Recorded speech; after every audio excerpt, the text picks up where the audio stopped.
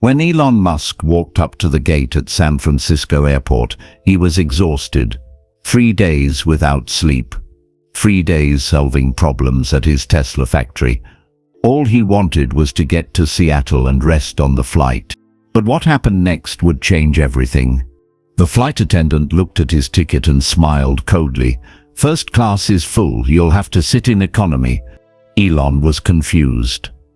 "I booked first class 3 days ago." "Company policy, sir." "Take seat T7B. Economy." Other passengers watched. Some recognized him. Whispers spread. A billionaire denied first. Elon didn't argue. He just took the boarding pass and walked onto the plane. But something felt wrong. Very wrong. He sat down in the cramped middle seat and pulled out his phone. One text to his security team. "Need background check. Now." 30 minutes later, everything would explode. The flight would be cancelled. The crew would be fired. And the passengers would learn a shocking truth about the people they trusted to fly them safely. But this story isn't really about revenge.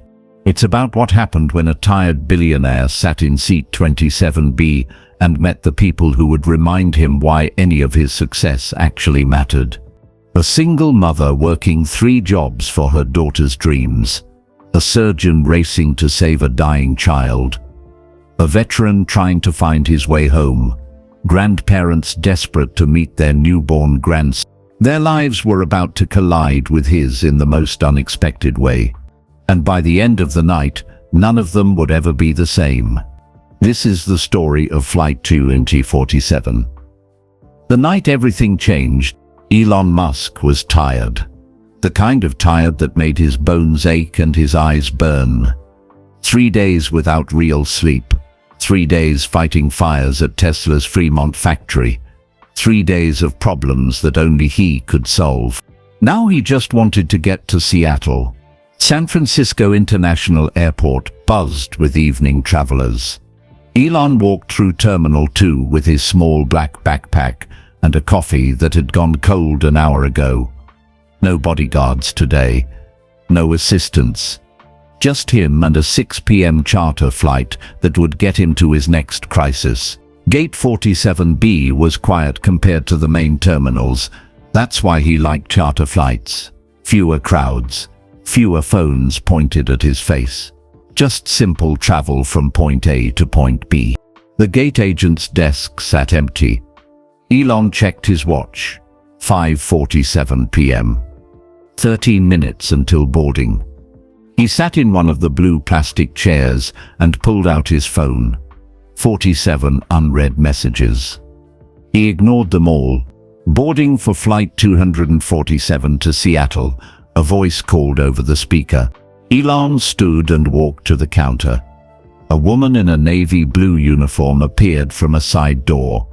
Her name tag read Patricia Brennan, lead flight attendant. She had sharp eyes and lips pressed into a thin line. "Ticket and ID, please," Patricia said without looking up. Elon handed them over. He noticed her eyes flick to his name, then to his face. Recognition. Then something else. Something cold. Patricia typed on her computer. Her fingers moved fast across the keyboard. Click, click, click. She stopped. Frowned. Typed more. "Is there a problem?" Elon asked. "One moment, sir." A man in a pilot's uniform approached. Tall, dark hair going grey at the temples. His name tag said Devon Marshall, co-pilot. Patricia leaned close to Devon and whispered something. Elon couldn't hear the words, but he saw Devon's eyebrows rise. Then a small smirk crossed the co-pilot's face. They both looked at Elon. "Mr. Musk," Patricia said, her voice formal and flat. "There's been a situation with your seat assignment." "What kind of situation?" "First class is fully booked. You'll need to sit in economy." Elon blinked. "I booked first class 3 days ago. I have the confirmation email." Patricia's smile didn't reach her eyes. "Yes, I see that. But company policy states that seat assignments can change based on availability." First class is currently occupied. You'll be in seat 27B. Economy. Other passengers had gathered behind Elon. He heard whispers, recognized that tone. People who knew who he was, wondering why a billionaire was being told to sit in the cheap seat. Elon felt heat rise in his chest. Not anger exactly, confusion mixed with something sharper. He'd built rockets that landed themselves. He'd revolutionized electric cars. He'd changed entire industries. And he couldn't get a first-class seat on a charter flight he'd paid for. Is there a mistake in the system? Elon asked, keeping his voice calm. I paid for first class. No mistake, sir, Devon said, stepping forward. His smile was wider now. Sometimes things just don't work out the way we expect. Even for important people. The way Devon said important people made it sound like an insult. Patricia printed a new boarding pass and held it out. Seat 27B, please board now so we can stay on schedule. Elon looked at the boarding pass. Economy, middle seat, the worst seat on any plane. The other passengers watched. Some held up phones, recording. This would be online in minutes. Billionaire denied first class. The headlines wrote themselves. Elon could argue, he could make calls, he could pull rank in a dozen different ways. But he was tired, so very tired. Thank you, he said quietly, taking the boarding pass. Patricia's smile grew. Enjoy your flight, Mr. Musk. Elon walked down the jet bridge. Behind him, he heard Patricia and Devon laugh. Soft, but not soft enough. Did you see his face? Devon whispered. Billionaires think they own everything, Patricia replied. Good to remind them they don't. Their laughter followed Elon onto the plane. He found seat 27B, middle seat. Between a sleeping businessman and a nervous-looking young woman clutching a folder, the seat was cramped. His knees hit the seat in front of him. Elon sat down, buckled his seatbelt, stared at the seat back in front of him. Something was wrong here. Very wrong. He pulled out his phone and typed a message to his head of security. Need background check. Patricia Brennan and Devon Marshall. Charter flight. The reply came in 30 seconds. On it. Elon put his phone away. He closed his eyes. And he waited. Elon kept his eyes closed, but sleep wouldn't come. The airplane hummed with pre-flight activity. Overhead bins slammed shut.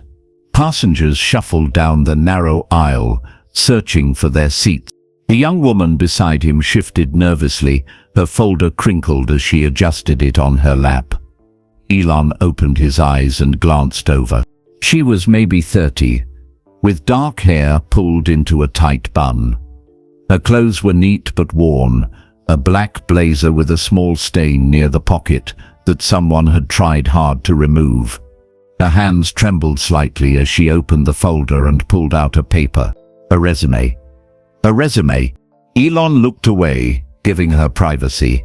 But he'd seen enough. Professional experience at the top. 3 jobs listed, all at the same time. Waitress. Retail clerk. Night shift data entry. Excuse me, said a deep voice above them. A large man in a business suit pointed to the window seat. The sleeping businessman. Elon and the young woman stood to let him through. The man squeezed past, sat down, and immediately closed his eyes again. They settled back into their seats. Big day? Elon asked the young woman quietly. She startled, dropping one of her papers. Oh, yes. Job interview. Tomorrow morning in Seattle. Her accent carried the rhythm of Spanish underneath English. Sorry, I'm nervous. Very nervous. Nothing to apologize for. Important interview. She laughed, but it sounded more like a sob. It could change everything. My whole life. My daughter's life. She caught herself. Sorry. You don't need to hear about my problems. I don't mind, Elon said truthfully. She looked at him then. Really looked. Her eyes widened. Wait. You're Elon Musk. Guilty. Oh my God. She pressed her hand to her chest. I'm sitting next to Elon Musk. In economy. She laughed again, this time with genuine humor. That's unexpected. You and me both, Elon said with a small smile. She extended her hand. Lucia Fernandez. Nice to meet you, Lucia. They shook hands. Hers was cold despite the warm cabin. What's the interview for? Elon asked. Project manager position. Tech company called Vertex Solutions. It's probably my only shot at getting out of... She stopped, shook her head. At building a real career. What makes you qualified? Lucia looked surprised by the question. I've been managing 3 jobs for 4 years. I coordinate schedules, handle problems, work with difficult people, and I never miss a deadline. If I can manage 3 bosses and still get my daughter to school on time, I can manage a project team. Elon nodded. That's a good answer. You should use that exact line in your interview. Really? Really? What's your daughter's name? Lucia's whole face changed, softened. Maya. She's 7. Smart as a whip. She's staying with my mother back in Oakland. Lucia pulled out her phone and showed Elon a photo. A little girl with pigtails and missing front teeth grinned at the camera. She wore a homemade astronaut costume, aluminum foil helmet, white painted boxes for a space suit, and a backpack with paper towel tubes taped to it as rockets. She made that herself, Lucia said proudly. Wants to go to Mars someday. Keeps talking about your rockets. She watches every SpaceX launch on our old laptop. Something tightened in Elon's chest. She built that costume herself? Every piece. She's obsessed with space. Checks out every book about planets from the library. Can name all the moons of Jupiter. Lucia's voice cracked. That's why I need this job. So she can go to college. So she can actually become an astronaut or an engineer or whatever she dreams. Not work 3 jobs like her mama just to keep the lights on. You're a good mother, Elon said quietly. I'm trying to be. Across the aisle, another passenger caught Elon's attention. An older man, late 50s, with grey hair and tired eyes. He wore surgical scrubs under a jacket. On his lap sat a thick manila envelope stamped, medical time sensitive. The man noticed Elon looking and gave a polite nod. Doctor? Elon asked. Cardiac surgeon. Raymond Chen. He patted the envelope. Flying to Seattle for an emergency surgery. 14-year-old girl. Congenital heart defect. That's suddenly gotten worse. Her parents have been waiting 2 months for a specialist who could perform the operation. And that specialist is you? Dr. Chen nodded grimly. I'm one of 3 surgeons in the country who can do this particular procedure. The surgery is scheduled for 6 a.m. If we wait longer than 48 hours, her condition could become... He stopped. I need to be there. What's her name? Lucia asked softly. Sophie Harrison. She likes volleyball and wants to be a veterinarian. Dr. Chen smiled sadly. Her parents sent me her picture so I'd remember I'm not just operating on a heart. I'm saving their whole world. The cabin fell quiet for a moment. Several rows ahead, Elon noticed an elderly couple holding hands. The woman, small and grey-haired, wore a pink cardigan. The man beside her had kind eyes and wore a veteran's cap. They were showing their phone to the flight attendant, pointing at the screen with excitement. That's Harold and Edith Munro, said a voice behind Elon. He turned. A younger man sat in the row behind them, early 30s, with military short hair and haunted eyes. His leg bounced constantly. His hands gripped the armrests too tight. Sorry, the man said. Didn't mean to eavesdrop. I'm Marcus Webb. They're celebrating their 50th wedding anniversary. Going to meet their first grandchild. Baby was born premature in Seattle, fighting for his life in the NICU. That's beautiful, Lucia said. Yeah, Marcus's leg bounced faster.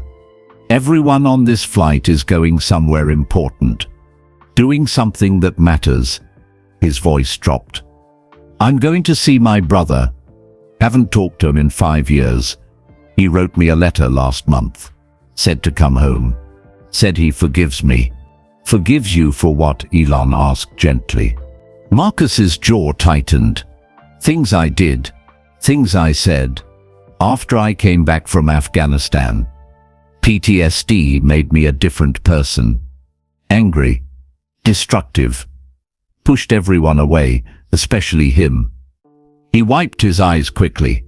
This flight is my last chance to fix things. If I miss it. He didn't finish the sentence. Elon looked around the cabin. Really looked. Every seat held a story.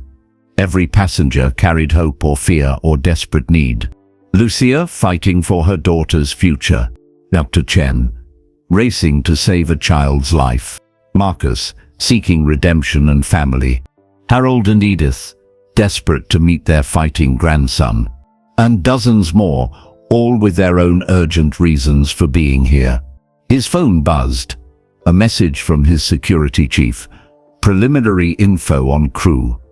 Red flags everywhere, sending full report in 15 minutes. Elon's expression hardened. He looked toward the front of the plane where Patricia and Devon stood near the cockpit, laughing together about something. The intercom crackled to life. Ladies and gentlemen, this is your captain speaking. A calm male voice filled the cabin. Welcome aboard Flight 2047 to Seattle. We're currently third in line for takeoff. Should be wheels up in about 30 minutes. Flight time is approximately 90 minutes. Weather in Seattle is clear. Sit back, relax, and we'll have you there before you know it. 30 minutes until takeoff. Elon's phone buzzed again. The full report. He opened it and began to read. His face went cold. Patricia walked down the aisle checking seatbelts with barely concealed contempt. When she reached Elon's row, she stopped. Comfortable, Mr. Musk? She asked sweetly.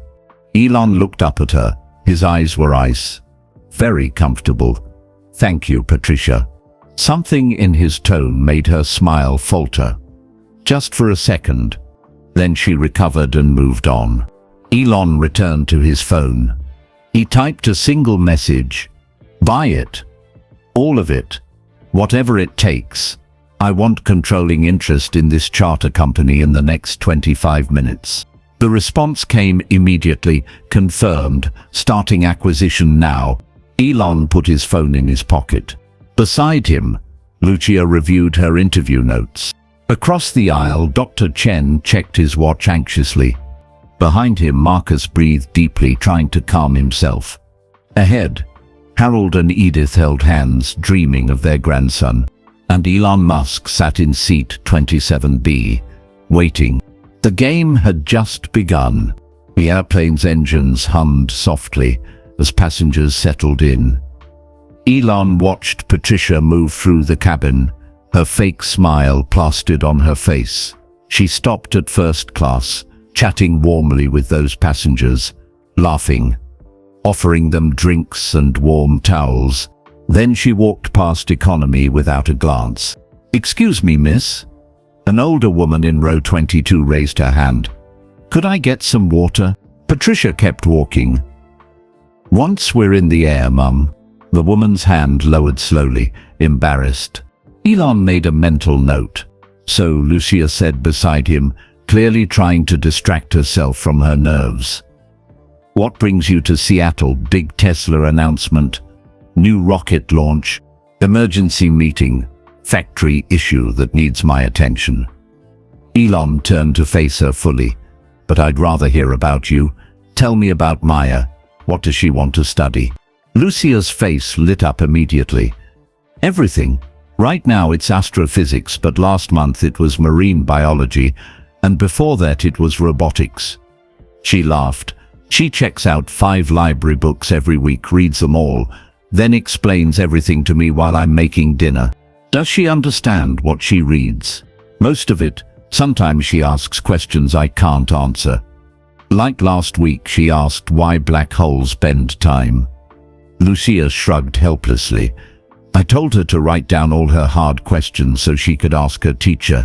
What did the teacher say? Lucia's smile faded slightly. Her school doesn't have the resources for advanced science programs. The teacher tries, but there are 32 kids in Maya's class. Most of them are just trying to learn basic math. That's criminal, Elon said flatly. That's Oakland Public Schools, Lucia corrected. That's why this job matters so much. Better pay means better neighborhood. Better neighborhood means better school. Better school means Maya has a real chance. No pressure on your interview then, Elon said with a slight smile. Lucia laughed nervously. Just my entire future and my daughter's education. No big deal. She looked down at her resume. I've practiced my answers 100 times. I bought this blazer at Goodwill. It's the nicest thing I own. I spent my last $400 on this plane ticket because it was the only flight that would get me there in time. Elon absorbed that information silently. $400. Probably months of saving. You're going to do great, he said. You're smart, experienced, and you have the best motivation in the world. That counts for more than people realize. Thank you. Lucia's eyes were bright with unshed tears. That means a lot, especially from someone like you. Across the aisle, Dr. Chen was on his phone, speaking quietly but urgently. Yes, I'll be there by 5 a.m. Have the OR prepped. Full cardiac team. I need the echo results uploaded to my secure server before I land. He paused, listening. Tell Sophie's parents I'm on my way. Tell them she's going to be fine. He hung up and immediately opened his laptop. Medical scans filled the screen, images of a small heart with complicated problems that Elon couldn't begin to understand. How long have you been a surgeon? Elon asked. Dr. Chen looked up, surprised. 26 years. Started young. Never wanted to do anything else. Why cardiac? Why children? Dr. Chen closed his laptop slowly. My daughter is 14.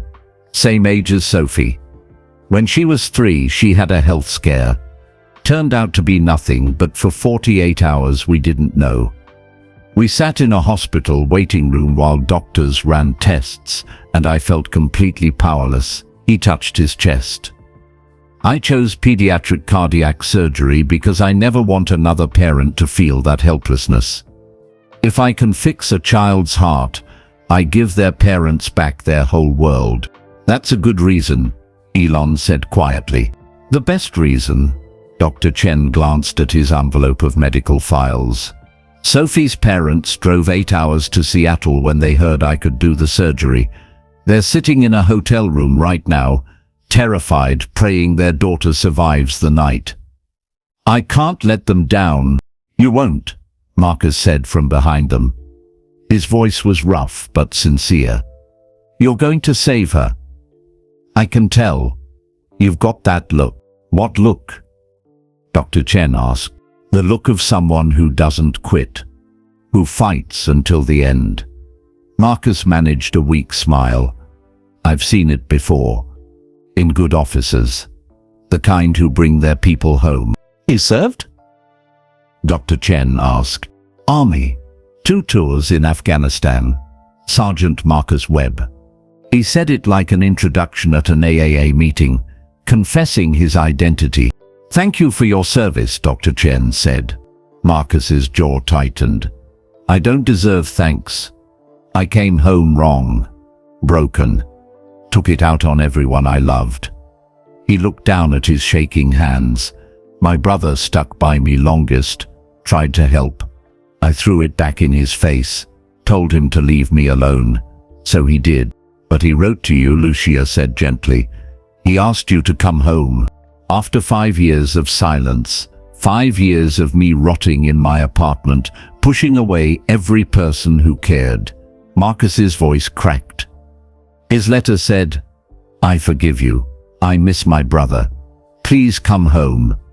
That was 6 weeks ago. Took me this long to work up the courage to buy a plane ticket. What changed? Elon asked. I realized I was dying anyway. Slowly. Alone. Might as well die trying to live again. Marcus attempted a laugh, but it came out strangled. Stupid, right? Not stupid, Elon said firmly. Brave. Marcus looked at him with surprise. Brave? The bravest thing anyone can do is admit they need help, that they were wrong, that they want to come home. Elon held his gaze. Most people never manage it. Tears rolled down Marcus's face. He didn't wipe them away. In the row ahead, Harold and Edith Munro were showing their phone to anyone who would look. Elon could hear Edith's excited voice. That's him. That's our Harold Jr. Look how tiny he is. The flight attendant smiled politely and moved on quickly. But Elon stood up and leaned over the seat. May I see? Edith turned around, her whole face glowing. Oh, yes. Look at our grandson. The phone showed a tiny baby in a clear incubator, tubes and wires connected to his small body. He couldn't have weighed more than 3 pounds, but his eyes were open and one tiny fist was raised as if waving. He's a fighter, Harold said proudly. Born at 26 weeks. Doctors said he had a 10% chance. But look at him now, 3 weeks old and getting stronger every day. He's beautiful, Elon said honestly. We haven't met him yet, Edith said, her voice wavering. We couldn't afford the trip until now. Saved every penny. This is our 50th anniversary trip, but really, we just want to hold our grandson before... She stopped. Before what? Lucia asked softly. Before anything happens, Harold finished quietly. Baby's that small. Anything can happen. We need to meet him. Need him to know his grandparents love him. Edith grabbed Harold's hand. He's going to make it. I know he will. I can feel it. Elon sat back down, his mind racing. All around him, people carried impossible burdens, dreams hanging by threads, lives balanced on knife edges. His phone buzzed. A message from his security chief. Acquisition complete. You now own 51% of Charter Company. Full authority. Preliminary investigation confirms crew misconduct. 8 months of fraud, multiple victims. Recommend immediate termination and legal action. Another message followed. Also found this. You'll want to see it. An audio file attached. Elon put in his earbuds and pressed play. Patricia's voice, recorded from the gate before he'd arrived. If that tech billionaire shows up thinking his money matters, let's teach him a lesson. Stick him in economy. Would be hilarious. Devon's voice. He's probably used to everyone kissing his ass.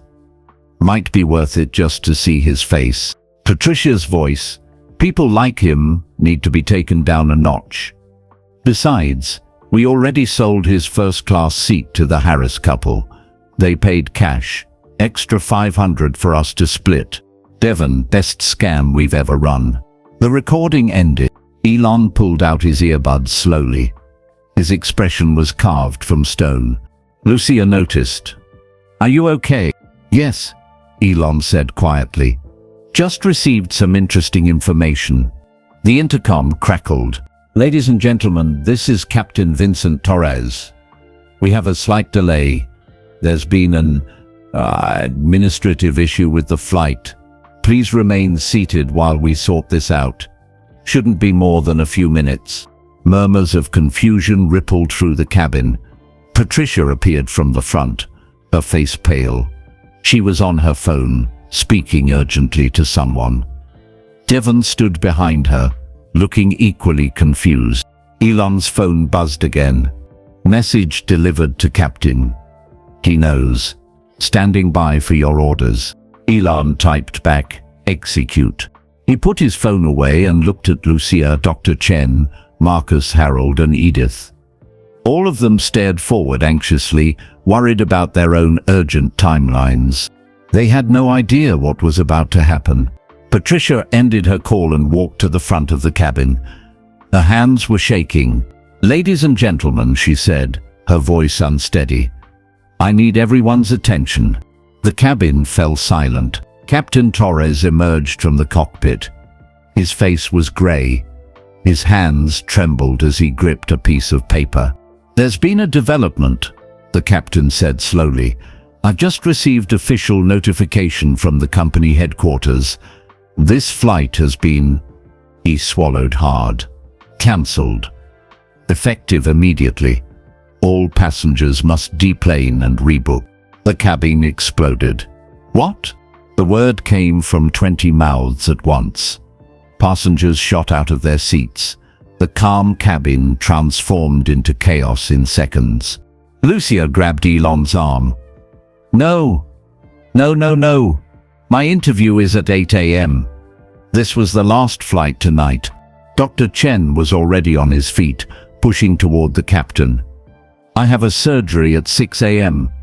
A child's life depends on this flight." Marcus stood frozen in his seat, his face completely white. His hands shook violently. I can't miss this. Harold helped Edith stand, both of them clinging to each other. "Our grandson," Edith whispered.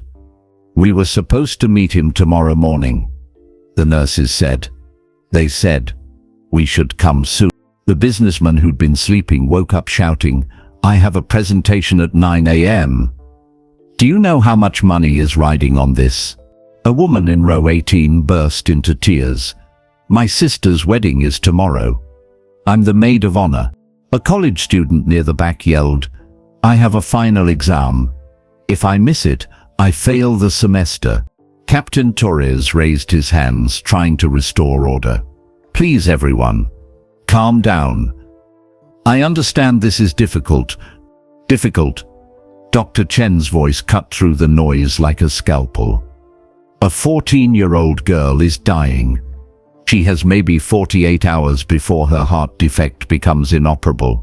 This isn't difficult, Captain. This is life and death."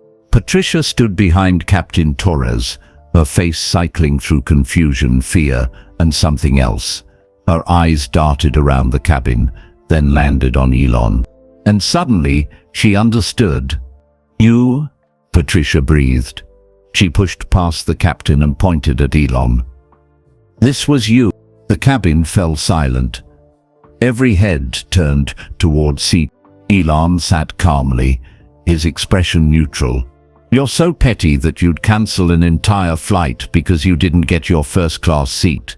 Patricia's voice rose to a shriek. "These people have real problems, and you're just a spoiled rich man throwing a tantrum." Lucia's hand slipped from Elon's arm. She stared at him, disbeliefly spreading across her face. "Is this true? Are you serious right now?" Dr. Chen stared at Elon with something close to horror. "A child could die because of your ego." Marcus stood slowly, his whole body shaking. Tears streamed down his face. "I was finally going home. After 5 years, my brother is waiting for me." His voice cracked. "How could you?" Edith Munro's face crumpled. She looked at Elon like he'd personally reached into her chest and torn out her heart. "We just wanted to hold our grandson. Just once." Before, she couldn't finish. Harold wrapped his arms around her as she sobbed. The businessman jabbed his finger at Elon. "You'll pay for this. I'm calling my lawyer. I'll sue you for every dime." The young woman with the wedding stood up. "My sister has been planning this day for 2 years, and you destroyed it because of a seat?" The college student's voice shook with rage. "I worked 3 jobs to afford tuition. If I fail this exam, I lose my scholarship. But I guess that doesn't matter to someone like you." Patricia's voice cut through again. triumphant and vicious. Did you all hear that? Elon Musk cancelled your flight because his feelings got hurt. The great innovator, the visionary. She laughed bitterly. He's just a child who can't handle being told no. Devon stepped forward, his phone already out and recording. I'm live streaming this. The whole world needs to see what kind of person you really are. How many followers do you have, Elon? Let's see how many you lose after this. Other passengers pulled out their phones. Dozens of cameras pointed at Elon.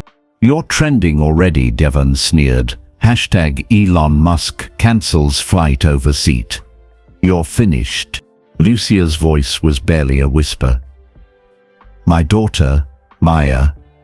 She looks up to you.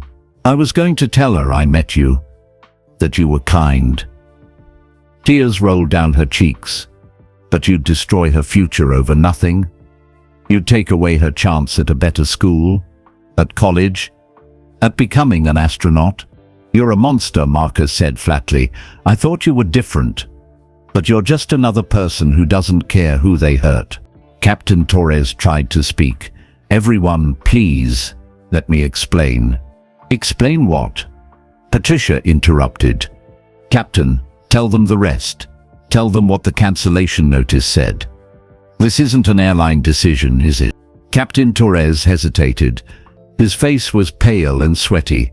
The cancellation order came directly from a majority shareholder, someone who owns significant stake in the charter company. Patricia turned back to Elon, her eyes blazing. Tell them who just bought controlling interest in this company 20 minutes ago. All eyes were on Elon. He sat in seat 27B, surrounded by hatred, by phones recording his public destruction, by people whose lives were crumbling because of him. Lucia looked at him with betrayal in her eyes. Why? Dr. Chen shook his head slowly. Sophie's parents are waiting for me. They're praying their daughter lives through the night.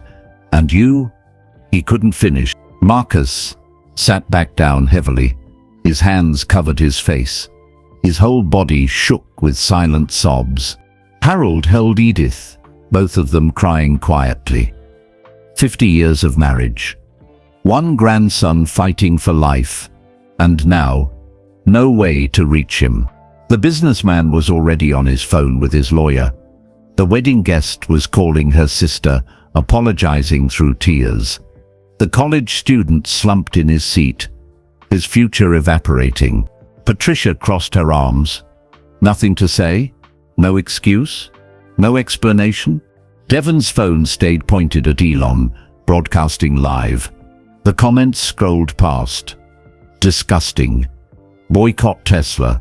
This is who you really are. Rich people are sociopaths. Hope you're proud of yourself.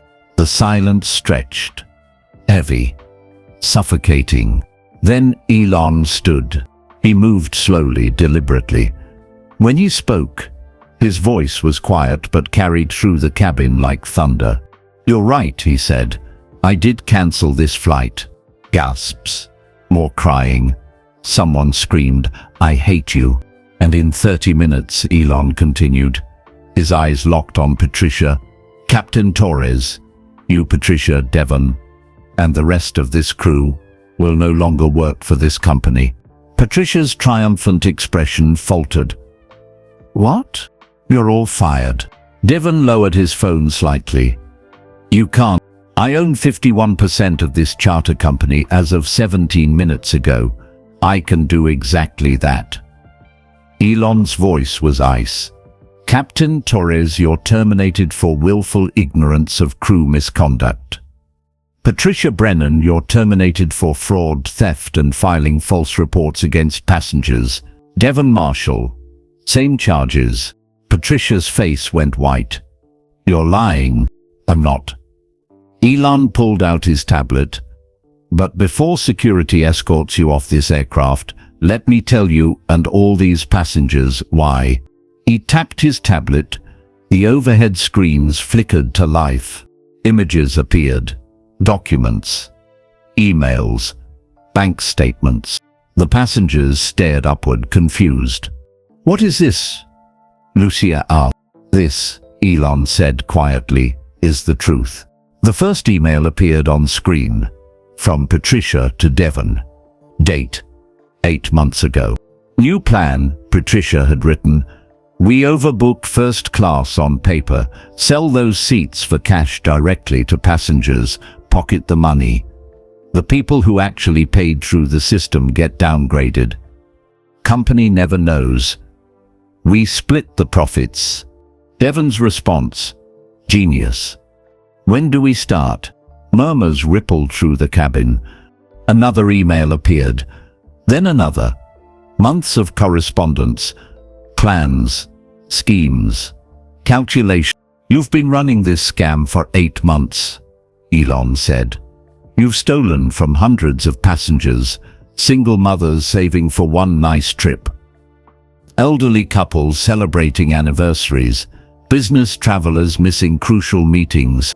More documents appeared. Photos of Patricia and Devon counting cash in what looked like a car.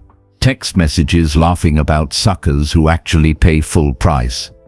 Bank deposits showing thousands in unexplained income. Lucia's mouth fell open. "Oh my God!" Dr. Chen stared at the screens, understanding dawning on his face. Marcus looked up, his tear-stained face confused. "They were stealing?" Systematically, Elon confirmed. "But it gets worse." A new document appeared. An email from Patricia to airline management. Date: 2 months ago. Passenger Jennifer Richardson continues to complain about being downgraded despite payment confirmation, Patricia had written. "She's becoming belligerent and disruptive. Recommend banning her from future flights for safety concern." Below it, an incident report. Patricia's handwriting. Passenger Jennifer Richardson appeared intoxicated at boarding. Slurred speech, aggressive behavior, refused to comply with instructions. Security was nearly called. Recommend permanent ban. The passengers read in silence. Jennifer Richardson was never drunk, Elon said quietly. She was angry because she'd paid for first class and been downgraded. Downgraded because Patricia and Devon had sold her seat for cash. His voice hardened. Patricia filed a false report to silence her complaint. "That's not true," Patricia shouted. "That woman was drunk." I have security footage from the gate," Elon interrupted. Jennifer was completely sober. Upset, yes. Intoxicated, no. "Your lie got her banned from the airline. She lost her job.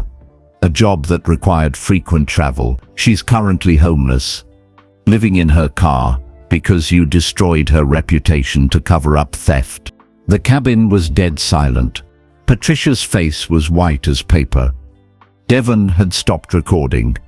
His phone hung limply in his hand. "But you want to know the worst part?" Elon asked. His voice was soft now, dangerous. He played an audio file. Patricia's voice filled the cabin, recorded from earlier at the gate. "If that tech billionaire shows up thinking his money matters, let's teach him a lesson. Stick him in economy. Would be hilarious." Devon's voice. "He's probably used to everyone kissing his ass. Might be worth it just to see his face." Patricia's voice. "People like him need to be taken down a notch." The recording ended. Elon looked at Patricia. "You didn't downgrade me because first class was full. You did it to humiliate me. You did it for fun." Patricia opened her mouth, closed it. No words came. The passengers stared at the crew with new eyes, horror, understanding, rage. "So yes," Elon said, his voice ringing through the cabin. "I cancelled the flight. I fired them. But not because of a seat." He paused, looking at each passenger. "I did it because I acquired controlling interest in this charter company specifically to remove these people before they could hurt anyone else." The silence was absolute. Then Elon's expression softened. "Now let me explain what happens next." Elon turned to face Lucia first. His voice was gentle now, completely different from the ice-cold tone he'd used with the crew. Lucia, your interview at Vertex Solutions. What time?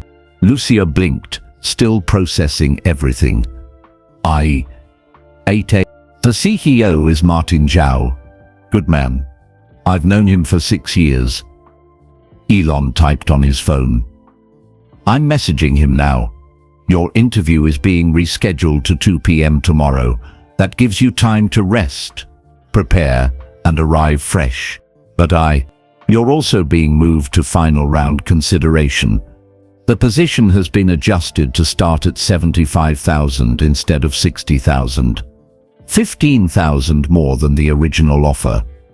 Elon looked at her seriously. But understand something, Lucia. I'm opening the door. You still have to walk through it yourself.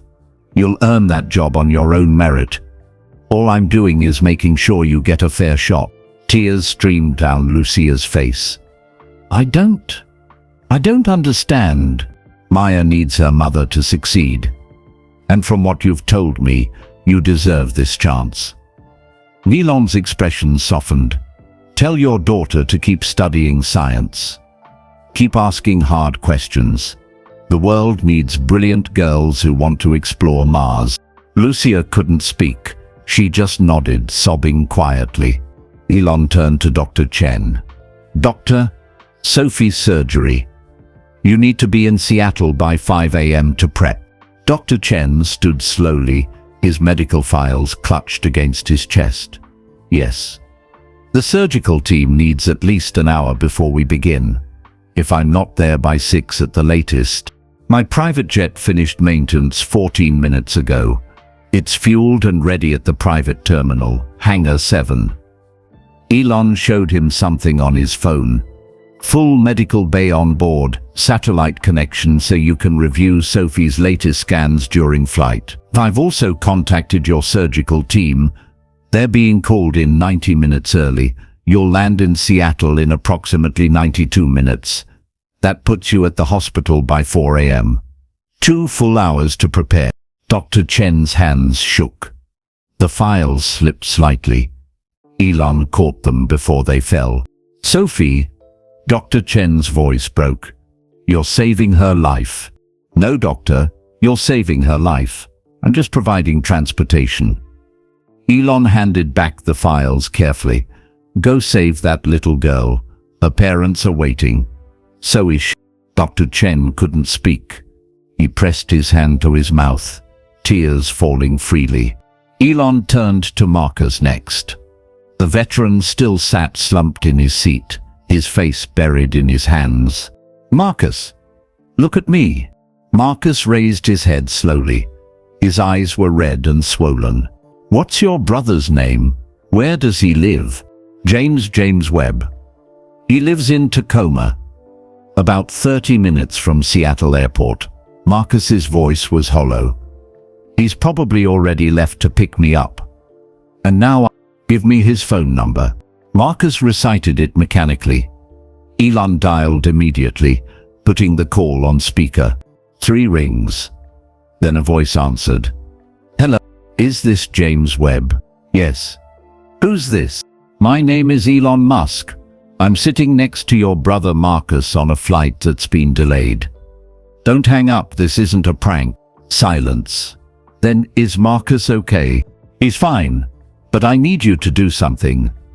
Are you already on your way to the airport? I'm leaving my house right now. I'm supposed to pick him up at 6. Change of plans. I'm arranging a car to pick you up in 10 minutes. That car will take you directly to Seattle-Tacoma Airport. Marcus will land at approximately 8:30 p.m. You'll arrive at the same time. You won't reunite at baggage claim or outside a terminal. Elon's voice was firm but warm. You'll reunite at the gate. Together. On neutral ground. Family shouldn't come back together across thresholds or in parking lots. You need a proper space for this. The phone was silent for a long moment. Then James's voice came through, thick with emotion.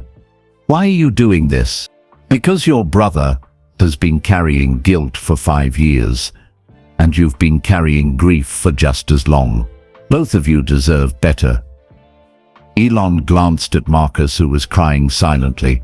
He's coming home, James. Be ready. I've been ready for 5 years, James whispered. Elon ended the call and turned to Marcus. The car will pick him up at 6:35 p.m. You'll see him in about 2 hours. Marcus stood up suddenly and grabbed Elon in a fierce hug. His whole body shook with sobs. Thank you. Thank you. Elon hugged him back awkwardly but genuinely. Go home, Marcus. Your brother loves you. When Marcus finally let go and sat back down, Elon turned to Harold and Edith Monroe in the row ahead. The elderly couple had been holding each other, watching everything unfold. Mr. and Mrs. Monroe. Your grandson, Harold Jr. Edith nodded, wiping her eyes. Harold spoke for both of them, his voice shaking. He's in Seattle Children's Hospital NICU, 3rd floor. The nurses said he's getting stronger, but babies that premature, he couldn't finish. I know about premature babies, Elon said quietly. My first son was born early. I understand what you're feeling. That fear, that desperate need to see them, hold them, let them know they're loved. Edith reached across the seat and grabbed Elon's hand. He's our only grandchild. Our daughter almost didn't survive the delivery. There won't be others. We need to meet him, need him to know his grandparents. Your grandson's medical expenses are now covered, all of them. Elon said it simply, as if discussing the weather. Current treatments, future treatments, experimental procedures if needed. Whatever it takes for Harold Jr. to come home healthy. Harold's face crumpled. That could be hundreds of thousands of dollars. I don't care about the money. I care that your grandson has every possible chance. Elon squeezed Edith's hand gently. You'll meet him tomorrow morning. You'll hold him, and he's going to know his grandparents love him more than anything in this world. Edith pulled Elon's hand to her face and kissed it, sobbing. Bless you. Bless you. Elon stood and addressed the entire cabin now. His voice carried to every passenger. A new aircraft is being prepared at Gate 51B as we speak. Larger plane. All first-class configuration. Every single passenger on this cancelled flight will fly free tonight. You'll all arrive on time or early. Full refunds will be processed within 24 hours, plus compensation for the inconvenience. He paused. The crew will be different. People who actually care about passengers. People who understand that this isn't just a job. It's about getting human beings safely to the moments that matter most in their lives. The businessman who'd threatened to sue stood up slowly. I owe you an apology, I assumed. You thought what everyone else thought, that I cancelled the flight out of spite. Elon nodded. I don't blame you. That's what it looked like. The young woman with the wedding raised her hand tentatively. I called you a monster. I'm so sorry. You were defending your sister's wedding. That's loyalty. Nothing to apologize for. The college student with the final exam spoke up, his voice small. I said you were finished. I was wrong. You were scared of losing your scholarship. I understand fear. Elon looked around the cabin. All of you had every right to be angry. Your lives were being disrupted by people you trusted to take care of you. That betrayal is real, and your anger was justified. He turned back to Captain Torres, who stood near the cockpit, looking like a man facing execution. Captain, you knew about this, didn't you? Torres nodded miserably. I suspected.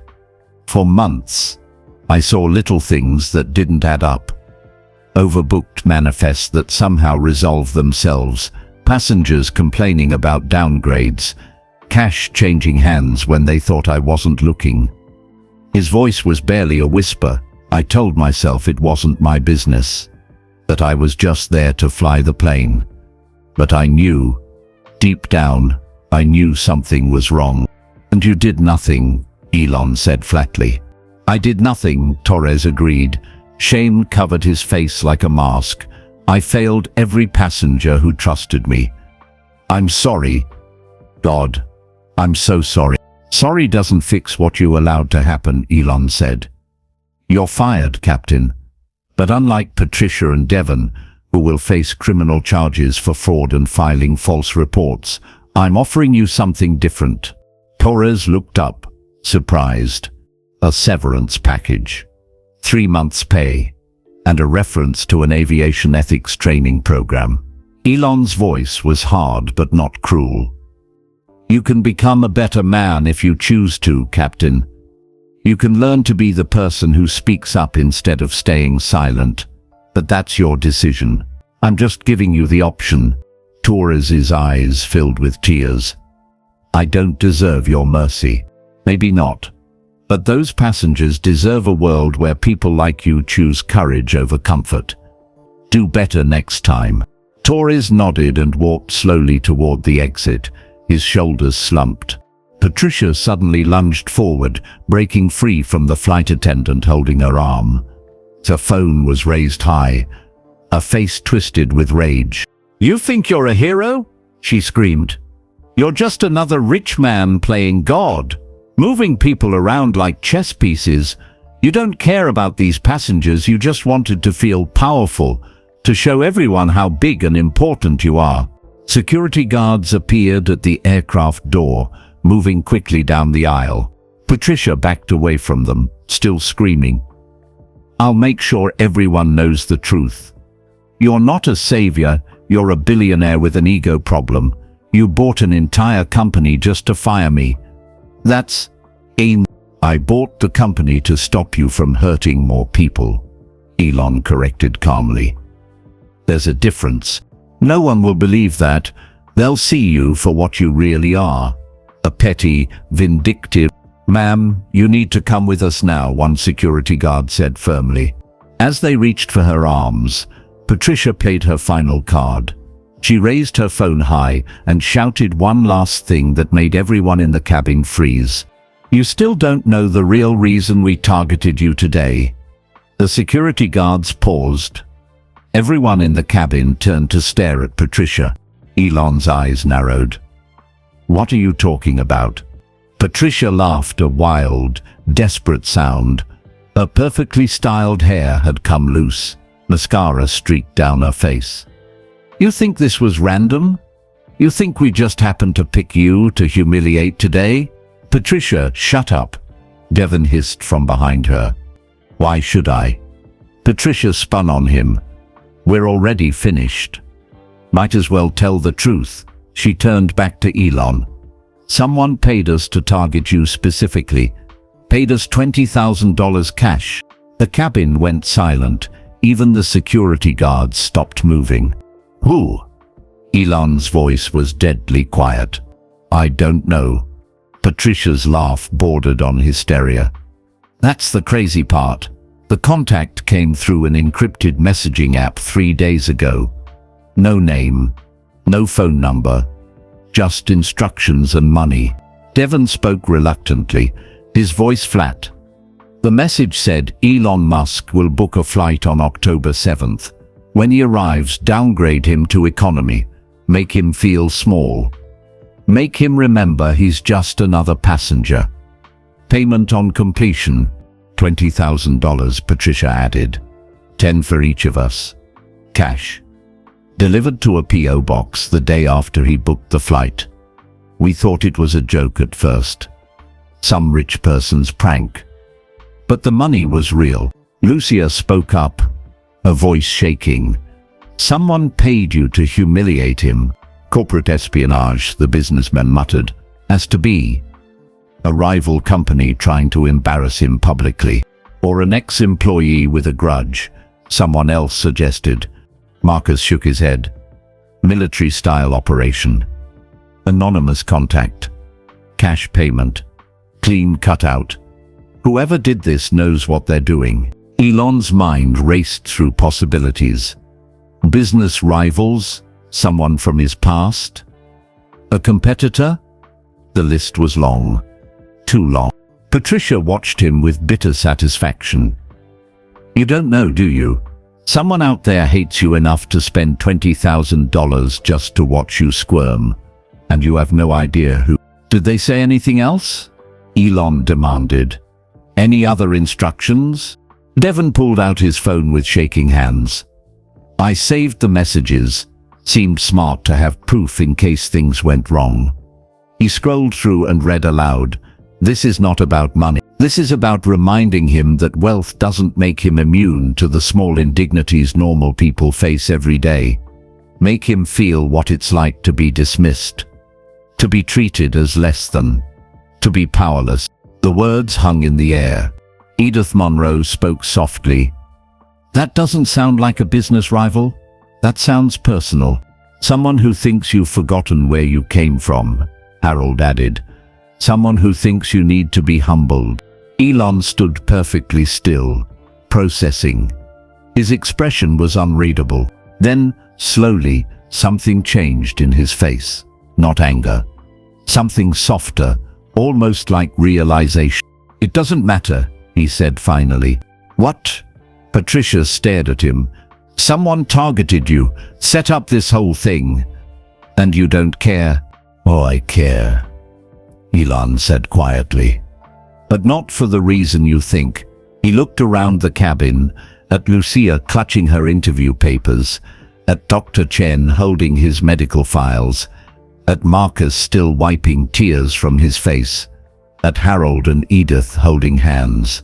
Whoever targeted me, whoever paid you to humiliate me, they led me here, to this flight, to these people. His voice was soft but clear. They wanted me to feel small, powerless, dismissed, and for about 30 seconds I did. He turned back to Patricia. But then I sat in seat 27B, and I met a single mother working 3 jobs so her daughter can become an astronaut. I met a surgeon racing to save a child's life. I met a veteran trying to find his way home. I met grandparents desperate to hold their grandson before time runs out. Lucia covered her mouth with her hand, fresh tears falling. Whoever did this wanted to teach me a lesson about humility, about remembering what it feels like to be powerless. Elon's voice strengthened, and they succeeded. They reminded me exactly why I started all of this in the first place. Started what? The college student asked. Everything. Tesla. SpaceX. All of it. Elon looked at his hands. I didn't build rockets because I wanted to be rich. I built them because I wanted humanity to have a future beyond this planet. Because I met people like Maya, brilliant children with impossible dreams, and I wanted those dreams to be possible. He gestured to Dr. Chen. I didn't push for better technology because I love innovation. I pushed because somewhere right now, a 14-year-old girl named Sophie is fighting for her life, and she deserves every advantage we can give her. Dr. Chen nodded, unable to speak. I've built companies, made billions, changed industries, and somewhere along the way maybe I did forget. Elon's voice cracked slightly. Maybe I forgot that behind every statistic is a person. Behind every delayed flight is someone missing the most important moment of their life. Behind every system is a human being just trying to survive. He looked directly at Patricia. So thank you. Thank you for reminding me. Thank you for putting me in seat 27B, where I belonged, right next to the people whose lives actually matter. Patricia's face twisted. You're twisting this, making yourself the hero again. I'm not the hero of this story, Elon said simply. Lucia is the hero, working 3 jobs, raising a brilliant daughter, refusing to give up. Dr. Chen is the hero, dedicating his life to saving children. Marcus is the hero, finding the courage to come home after 5 years. Harold and Edith are the heroes, loving their grandson before they've even held him. He smiled slightly. I'm just a guy with money and resources who happened to be in the right place at the right time. The person who targeted me. They gave me the greatest gift they could. They reminded me what actually matters. The businessman stood up slowly. I run a tech company. 1,200 employees. I realized something listening to you. His voice was thick. I haven't learned a single employee's name in 2 years. I don't know their stories. I don't know their struggles. I just see productivity numbers and quarterly reports. That's the trap, Elon said. It's easy to forget, to get lost in the big picture and miss the individual faces. Lucia spoke up, her voice trembling. But you remembered, even when you were tired and frustrated. You asked about my daughter. You listened to Dr. Chen. You cared about Marcus. You didn't have to do any of that. Of course I did, Elon said. You're human beings, with lives, with dreams. That matters more than anything else. Patricia laughed bitterly. Beautiful speech. Touching. But it doesn't change the fact that you're still just a rich man who bought a company on a whim. You're right, Elon agreed. I am rich. I do have power that most people don't. And I can either use that power to insulate myself from the world, flying private, staying in exclusive circles, never interacting with normal people, or I can use it to actually help. He looked at each passenger. Tonight, I choose to help. Tomorrow, I'll try to do the same. And the day after that, will I always succeed? Probably not. Will I sometimes forget and get lost in my own world? Absolutely. But at least I'll try. The security guards moved forward again. Sir, we really need to remove these crew members now. Elon nodded. One more thing. He turned to Devon. That encrypted app. Can you forward me those messages? Devon hesitated, then nodded. What's your number? Elon recited it. A moment later, his phone buzzed with the forwarded conversation. Thank you, Elon said. Then to the guards. You can take them now. Patricia and Devon were escorted off the aircraft. Patricia shouted one last time from the door. You'll never figure out who did this. They're too smart, and they're probably laughing at you right now. Then she was gone. The cabin was quiet for a long moment. Finally, Marcus spoke. Are you going to try to find them? Whoever set this up? Elon looked at the messages on his phone, read them carefully. Then he did something unexpected. He smiled. Maybe not. He looked up. Part of me wants to know. Part of me thinks it doesn't matter. They wanted to teach me humility. They wanted to remind me that I'm not special, that I'm just another human being subject to the same frustrations and indignities as everyone else. And? Dr. Chen asked, and they were right. Elon put his phone away. I am just another human being. I happen to have more resources than most, but that doesn't make me better. It just means I have more responsibility. He stood and addressed everyone one final time. The new flight boards in 20 minutes. Gate 51B. All first class. I'll be flying with you if that's okay. You're not taking your private jet? Lucia asked, surprised. Dr. Chen needs it more than I do. I can wait a few more hours.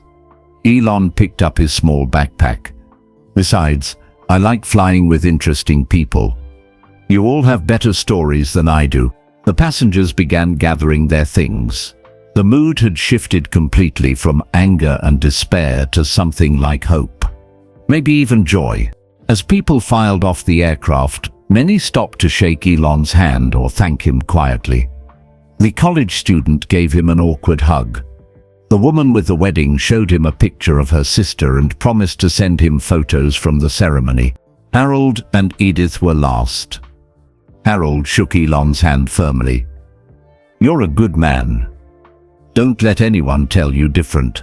Edith hugged him and whispered, when Harold Jr. grows up, I'm going to tell him about tonight. About the man who made sure we could meet him. When everyone had left, Elon stood alone in the empty cabin. He looked at seat 227B. The middle seat, where this whole thing had started. His phone buzzed. A new message from the encrypted number. You passed the test. Welcome to the next level.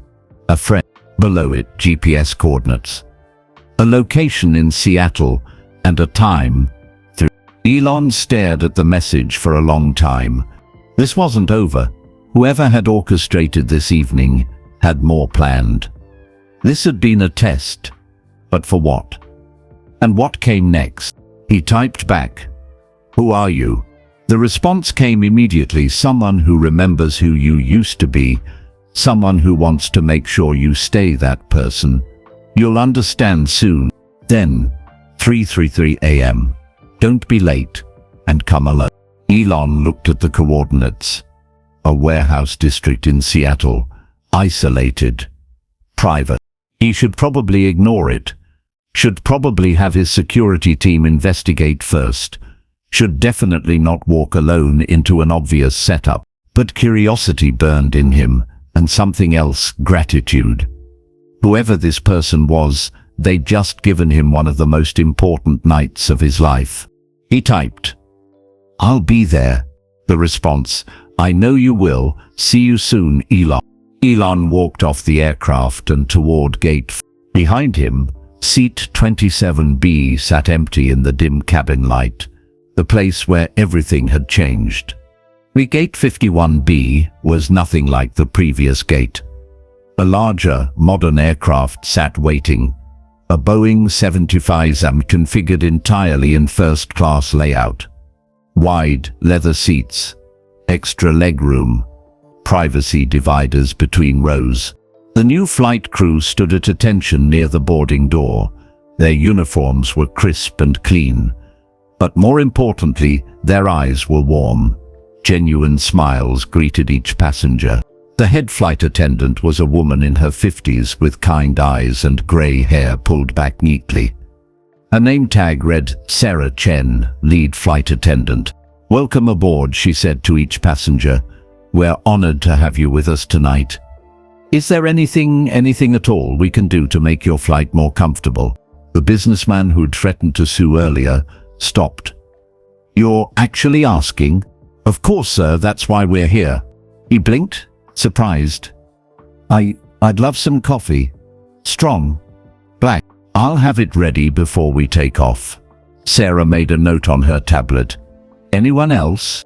Requests came timidly at first, then more freely. Water. Blankets. Help storing luggage. Sarah and her crew responded to each one with efficiency and genuine care. Lucia boarded slowly, touching the leather seats like she couldn't believe they were real. I've never sat in first class before, she whispered to Sarah. Then we'll make it special, Sarah promised. What's your favorite drink? I don't know, I usually just drink water. How about I surprise you with something nice? Non-alcoholic, refreshing and celebratory for your interview tomorrow. Lucia's eyes filled with tears. That would be wonderful. Thank you. Dr. Chen stopped at his seat, front row, extra space for his medical files. My surgery is at 6 a.m. I need to review patient scans during the flight. Is there Wi-Fi? High-speed satellite connection, Sarah confirmed. I'll make sure you have uninterrupted access. And doctor, I'll personally ensure no one disturbs you unless absolutely necessary. You need to focus. Dr. Chen's shoulders sagged with relief. Thank you. You have no idea how much that means. Marcus boarded last, still looking shaken. His hands trembled as he tried to lift his small bag into the overhead compartment. It slipped. Elon, boarding behind him, caught it smoothly. Let me help, Elon said quietly. Together they secured the bag. Marcus slumped into his seat, a window seat with no one beside him. Privacy. Space to breathe.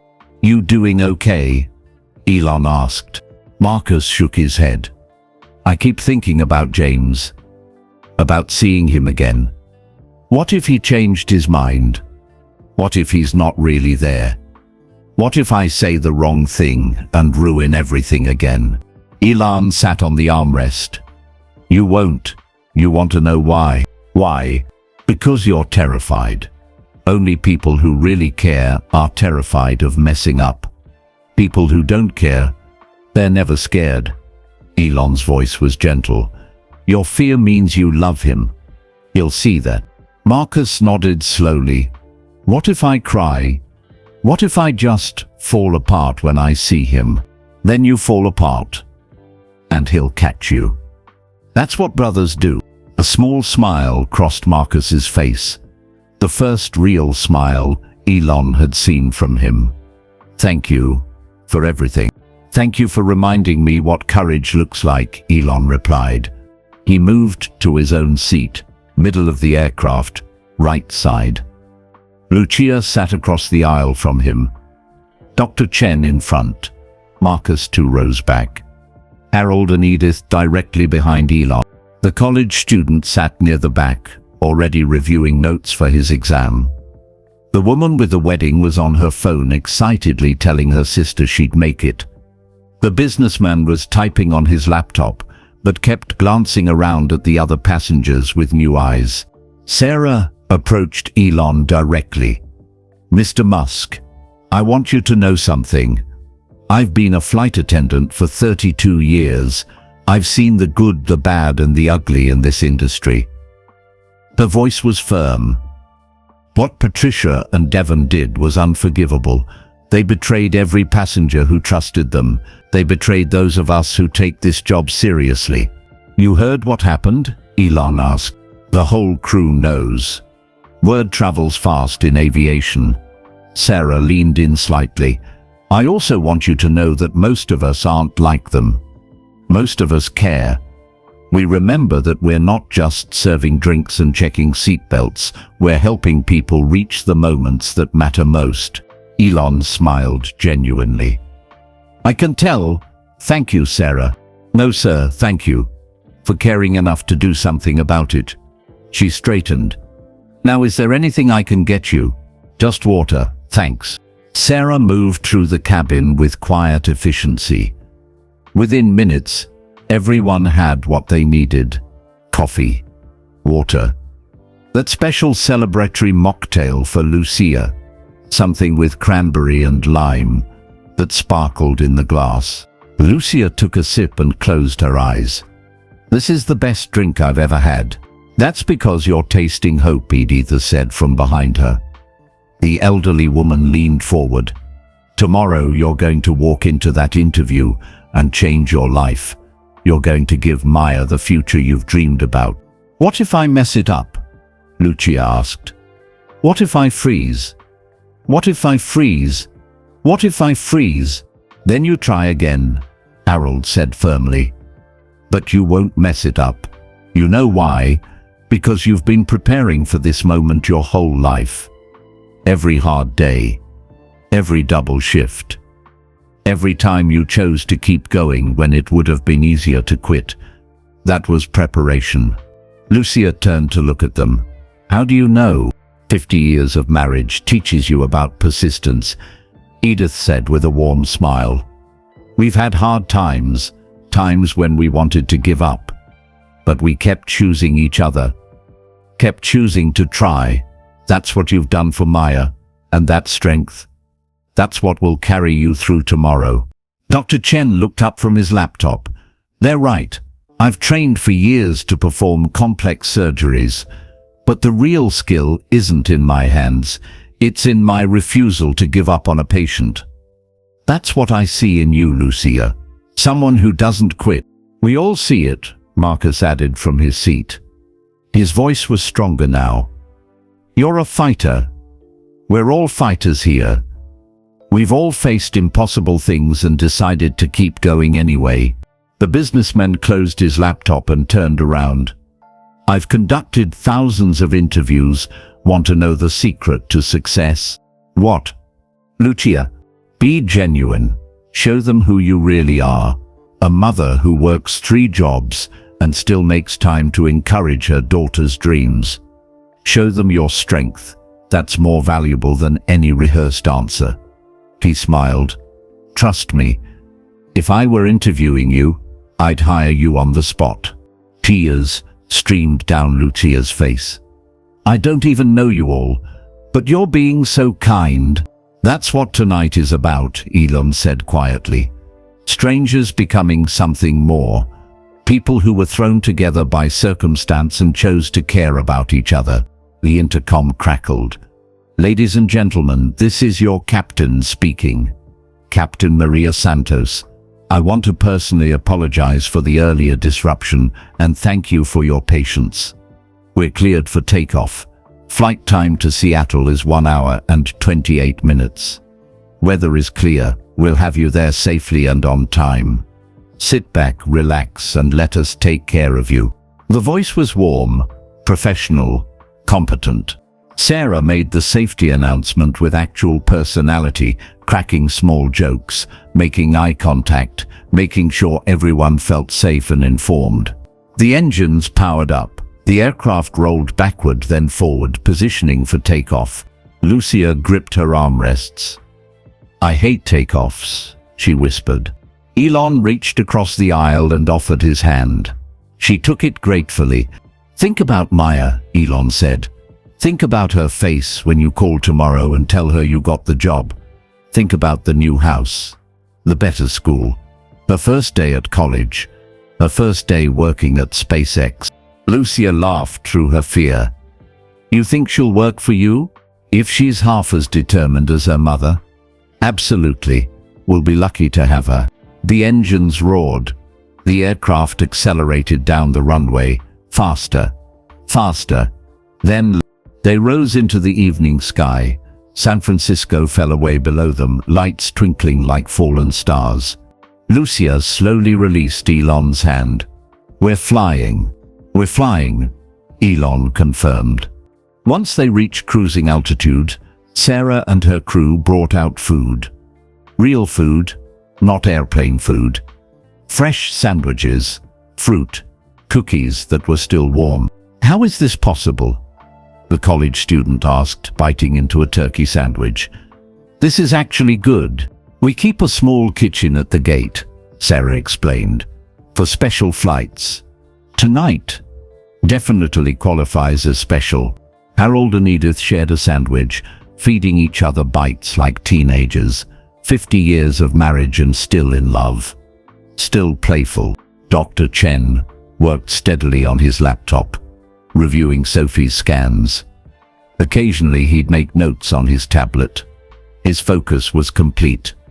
Absolute. This was a man who understood that a 14-year-old girl's life depended on his preparation. Marcus stared out the window, watching clouds drift past in the darkness. His reflection in the glass showed someone who looked less haunted than before, almost peaceful. The businessman had given up on work entirely. Instead, he was on his phone scrolling through his company's employee directory, making notes, learning names. Sarah stopped by Elon's seat. You're not what I expected. What did you expect? Someone more separate. Above it all, she gestured around the cabin. But you're just sitting here, talking, connecting, like anyone else. That's because I am like anyone else, Elon said. I just happen to have more resources. But strip all that away, the companies, the money, the fame, and I'm just a guy who's tired and worried and trying to figure out how to do the right thing. Sarah smiled. I think you're figuring it out pretty well. Lucia leaned across the aisle. Elon? Can I ask you something? Of course. Why did you really do all this? The truth. Not the public answer. The real answer. Elon was quiet for a long moment. He looked around the cabin at all these people whose lives had intersected with his for just one evening. Because I have a son, he said finally. Had a son, Nevada. He died when he was 10 weeks old, SIDS. His voice was soft. For a long time after that, I threw myself into work. Built companies, changed industries, told myself I was making the world better. And maybe I was, but I was also running from grief. The cabin had gone quiet. Everyone was listening. Tonight, when I met Maya through your phone, I saw Nevada, saw who he might have become. A kid who builds spacesuits from aluminum foil and dreams about Mars. Elia's eyes were distant, and I realized that every child with a dream is someone's Nevada, someone's Sophie, someone's Harold Jr. They all deserve every possible chance at life, at joy, at reaching their full potential. He looked at Lucia directly. So I helped you because Maya deserves a mother who isn't exhausted, who has the resources to support her dreams. I helped Dr. Chen because Sophie deserves to grow up, play volleyball, become a veterinarian. I helped Marcus because James deserves his brother back. I helped Harold and Edith because their grandson deserves to know his grandparents' love. You helped us because of your son, Lucia whispered. I helped you because you reminded me why any of this matters. Money, power, companies, none of it means anything if we're not using it to help each other survive and thrive. Elon smiled sadly. Nevada didn't get that chance, but every day I can make sure other people do. That's how I honor his memory. Edith was crying softly. Harold held her close. Marcus wiped his eyes. Even the businessman looked affected. Dr. Chen closed his laptop and turned around. I'm going to save Sophie tomorrow for Nevada, for all the children who don't get enough time. I'm going to give her decades of life. I'm going to ace that interview, Lucia said firmly.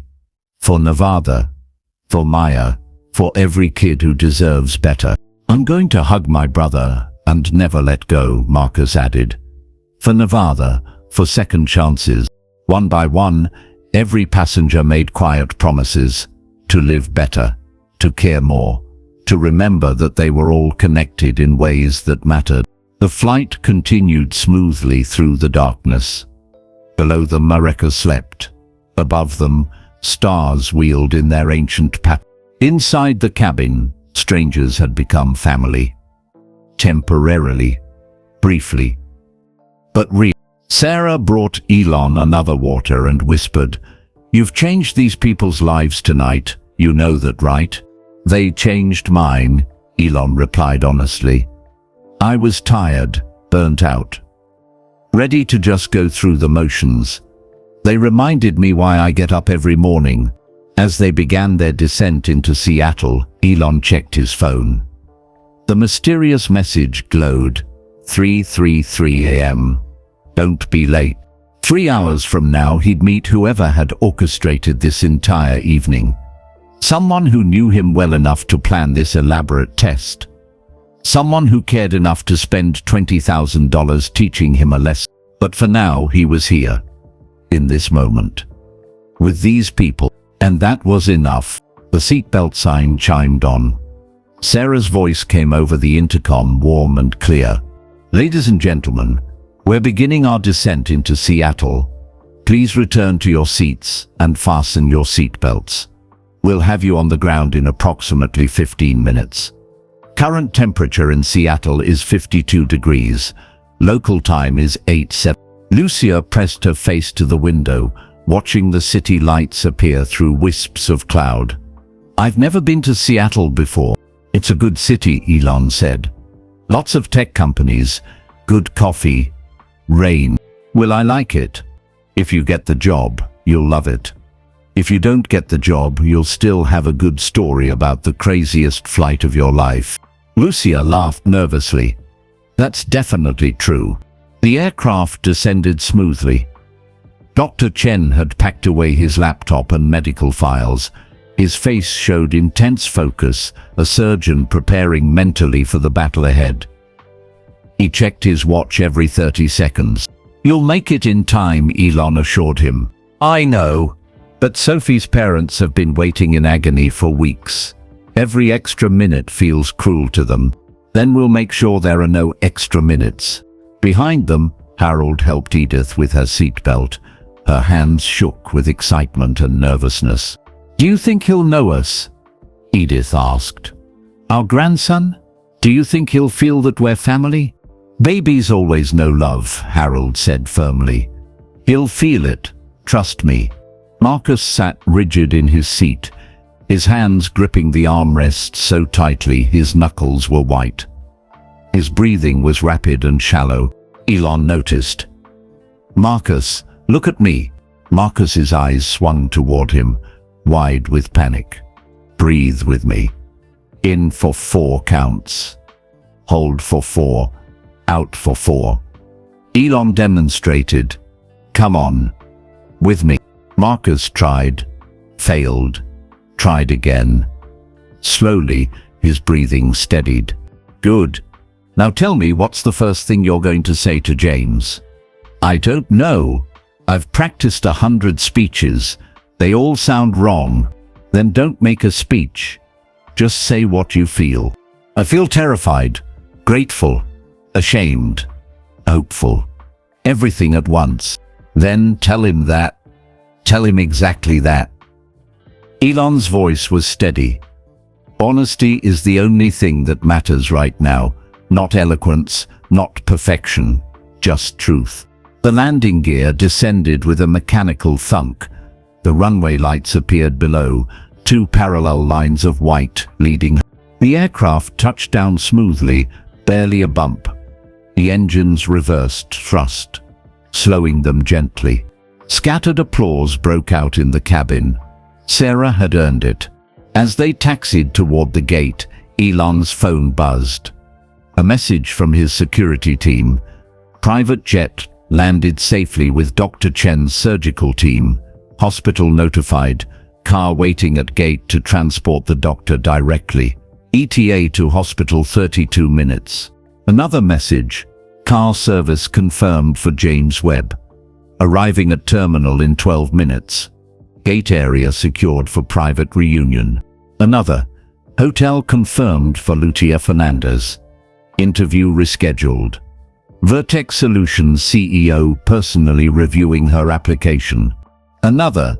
Seattle Children's Hospital NICU notified about Monroe family.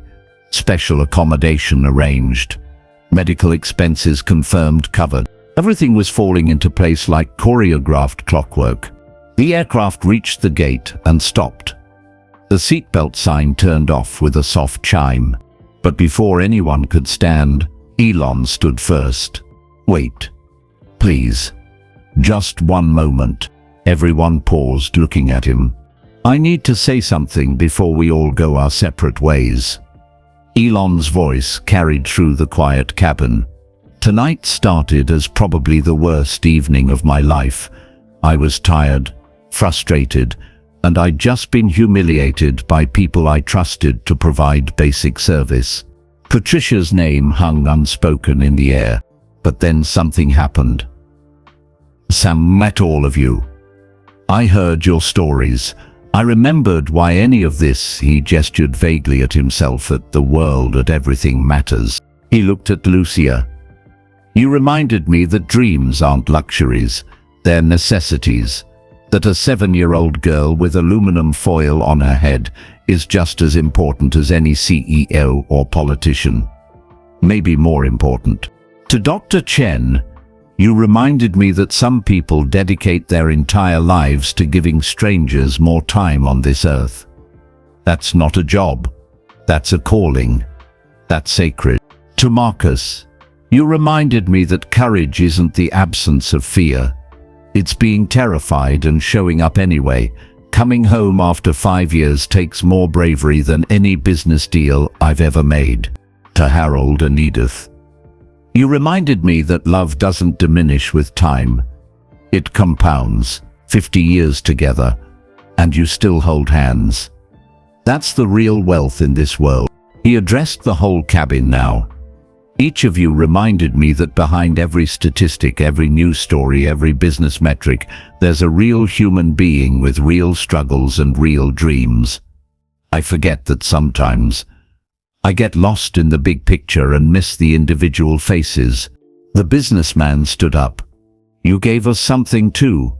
You showed us that power without compassion is empty. That having resources means nothing if you don't use them to help. He looked around at the other passengers.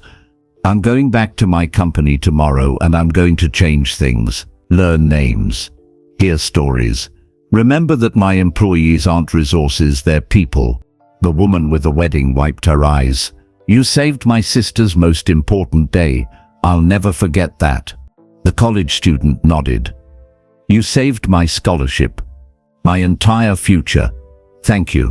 One by one, passengers spoke up, sharing gratitude, sharing what the evening had meant, sharing how they'd been changed. Sarah stood at the front of the cabin, tears streaming down her face. In 32 years of flying, I've never seen anything like this. This is what aviation is supposed to be. Bringing people together, helping them reach the moments that matter. The cabin door opened. Cool Seattle air rushed in, carrying the smell of rain and jet fuel. Dr. Chen was first off, moving quickly but taking a moment to shake Elon's hand. I'll send you an update after the surgery. You deserve to know that Sophie survived. I'd appreciate that. Good luck, Doc.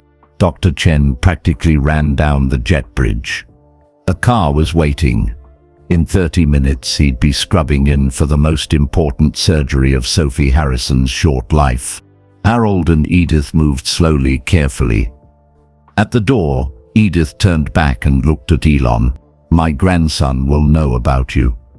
When he's old enough, I'll tell him about the night a stranger made sure his grandparents could meet him.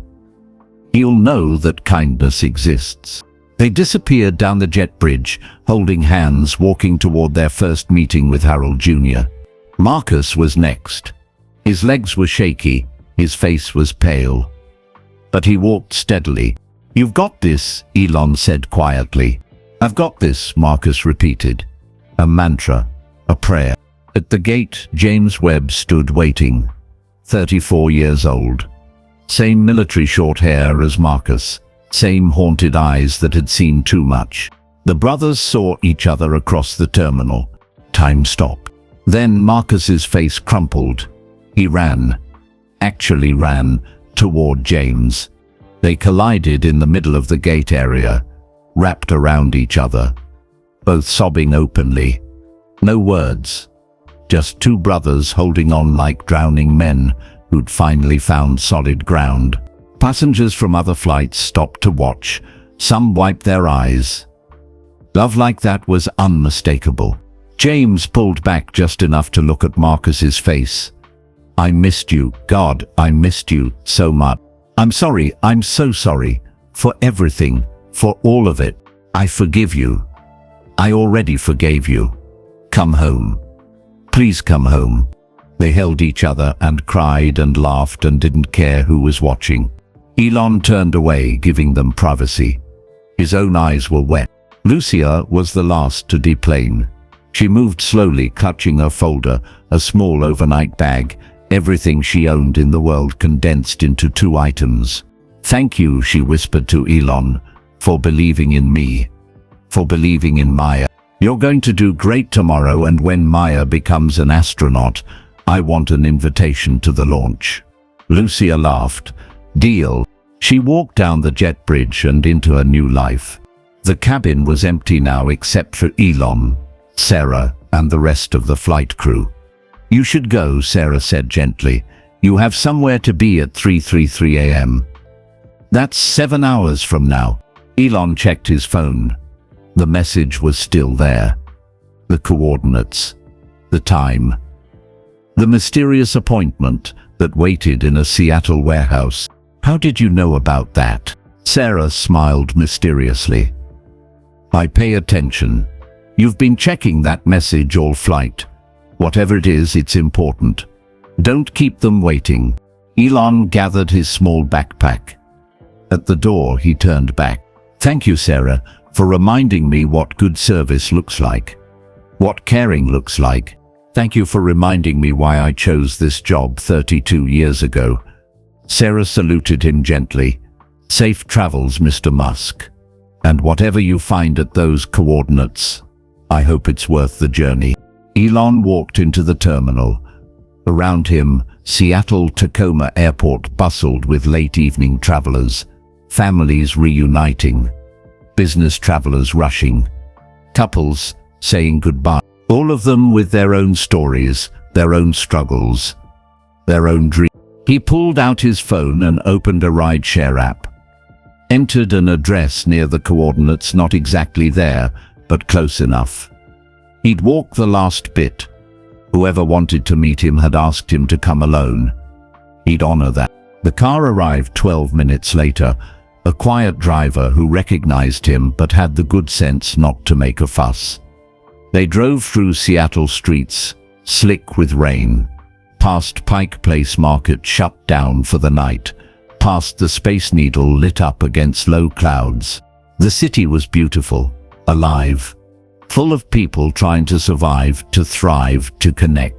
They reached the warehouse district at 11:47 p.m. Elon paid, tipped generously and stepped out into the drizzle. The driver hesitated. "You sure this is the right place? Looks pretty deserted." "I'm sure. Thank you." The car drove away, taillights disappearing around a corner. Elon was alone. He pulled up the coordinates on his phone. 3 blocks north, 2 blocks east.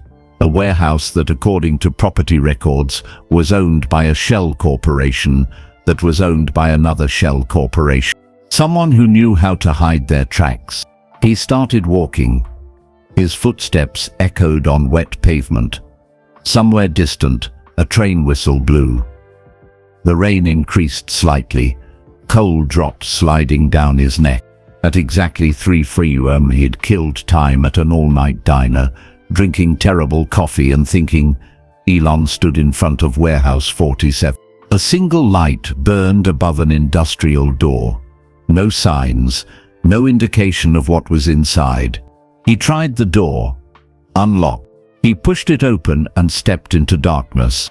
"Hello?" His voice echoed in the vast space. Lights flickered on. Overhead fluorescents warming up slowly, revealing the interior. The warehouse was mostly empty. Concrete floor, high ceilings with exposed beams, water-stained walls. In the center of the space, a simple wooden table. 2 chairs. In one chair sat a woman. She was maybe 65. Gray hair pulled back in a ponytail. Sharp eyes behind wireframe glasses. She wore jeans and a flannel shirt, Pacific Northwest casual. Elon had never seen her before in his life. He walked slowly toward the table. "You're the one who sent the message." "I am." Her voice was calm, measured. "Please sit, Elon." He sat across from her. "Who are you?" "My name is Catherine Richardson." She watched his face carefully. "Does that name mean anything to you?" Elon searched his memory. Richardson. Richardson. Then his blood ran cold. Jennifer Richardson. The passenger, Patricia, filed the false report against my daughter, Catherine confirmed. Her voice was steady but her hands trembled slightly. "Jennifer is my only child." "Is she?" Elon couldn't finish the question.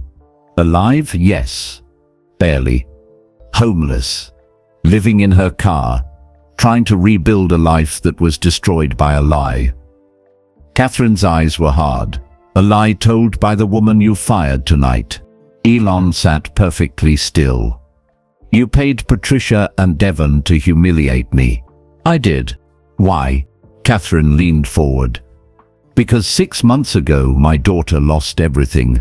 Her job, her apartment, her reputation, her future. All because she complained about being downgraded on a flight she'd paid for." Her voice cracked slightly. She became so depressed she stopped eating, stopped sleeping. "I thought I was going to lose her. I'm so sorry." "I don't want your apology." Catherine's voice rose, then steadied. "I wanted you to feel what she felt. Powerless, dismissed, humiliated by people who should serve with integrity." Elon absorbed that. "You spent $20,000 to teach me a lesson. I spent $20,000 to see if you were still the man who started Tesla to fight climate change." who started SpaceX because you believed humanity deserved a better future. Or if you'd become just another billionaire who forgot what it feels like to be small. And Elon asked quietly, "What's your verdict?" Catherine pulled out a folder and slid it across the table. Elon opened the folder slowly. Inside were documents, photos, The first page showed a young woman, early 30s, professional attire, confident smile. The before picture, Jennifer Richardson in better time. He turned the page. The same woman 6 months later, thinner, exhausted, standing beside a battered Honda Civic packed with belongings. The after picture, the damage Patricia's lie had caused. "That's Jennifer now," Catherine said quietly. "Everything she owns fits in that car. She showers at a gym, works odd jobs for cash. Can't get hired anywhere legitimate because Patricia's false report follows her." Elon's jaw tightened as he continued reading. Jennifer's work history was impressive. Project management, logistics, coordination, client relations. 5 years at a consulting firm with stellar reviews. Then one flight, one complaint, one lie, everything gone. She filed complaints with the airline, Catherine continued. Wrote letters, hired a lawyer she couldn't afford. Nothing worked. Patricia's report was in the system. Jennifer became persona non grata in her industry. Word spreads fast in professional circles. "This is criminal," Elon said flatly. "It is, but proving it is another matter." Patricia covered her tracks well. No physical evidence, no witnesses who'd speak up. Just one flight attendant's word against one passenger's word. And the airline always sides with their employees. Catherine's hands were steady now, her voice stronger. "So when I learned you'd be on that flight, pure chance, really. I have a friend who works in the booking system. I saw an opportunity. I paid Patricia and Devon to do to you what they'd done to Jennifer. To humiliate you, to make you feel small." "Revenge," Elon said. "Justice," Catherine corrected. "There's a difference. Revenge would have been exposing you, ruining your reputation, making you suffer publicly." She shook her head. "That's not what I wanted. I wanted to see what kind of man you really were. You tested me." "I did. And you passed." Catherine pulled out her phone and scrolled through something. "I had someone monitoring everything tonight. The gate confrontation, your behavior on the first plane, your conversations with passengers, your response when the flight was cancelled. Every word, every action." She turned her phone toward Elon. A detailed report scrolled past. Transcripts of his conversations with Lucia, Dr. Chen, Marcus, Harold, and Edith. Notes on his body language. Analysis of his decision. When you were downgraded, you didn't throw a fit, didn't name drop, didn't threaten. You just took the seat and sat down. Catherine's voice held grudging respect. "That surprised me. What were you expecting?" "Honestly, a tantrum. Maybe threats. Definitely some kind of power play. Rich people don't handle public embarrassment well. They usually make it worse for everyone around them." Elon thought about that. "I was tired, frustrated, but mostly just confused. It didn't make sense. Then you did something else that surprised me. You talked to the other passengers, actually listened to their stories, cared about them." Catherine leaned forward. "Do you know how rare that is? Most people in your position would have put in earbuds and ignored everyone around them. They had interesting stories. They were human beings. And you treated them that way." Catherine's voice softened slightly. "When the flight was cancelled and everyone turned on you, you didn't defend yourself immediately. You let them be angry. You absorbed their pain without deflecting. They had a right to be angry. Most people would have explained right away, cleared their name immediately. But you waited. You let the truth unfold naturally. Catherine smiled slightly. That takes confidence and empathy. Elon flipped through more pages in the folder. Flight manifests. Background checks. Patricia and Devon's banking records showing the unusual cash deposits. You investigated thoroughly, he observed. I spent 6 months building this case, 6 months watching Patricia and Devon operate, 6 months collecting evidence, and I realized something. Catherine's eyes were intense. They weren't just scamming passengers, they were destroying lives. Jennifer was one of dozens, maybe hundreds. Why didn't you go to the authorities? I tried. Police said it was a civil matter. The airline's internal investigation went nowhere. Patricia has friends in management.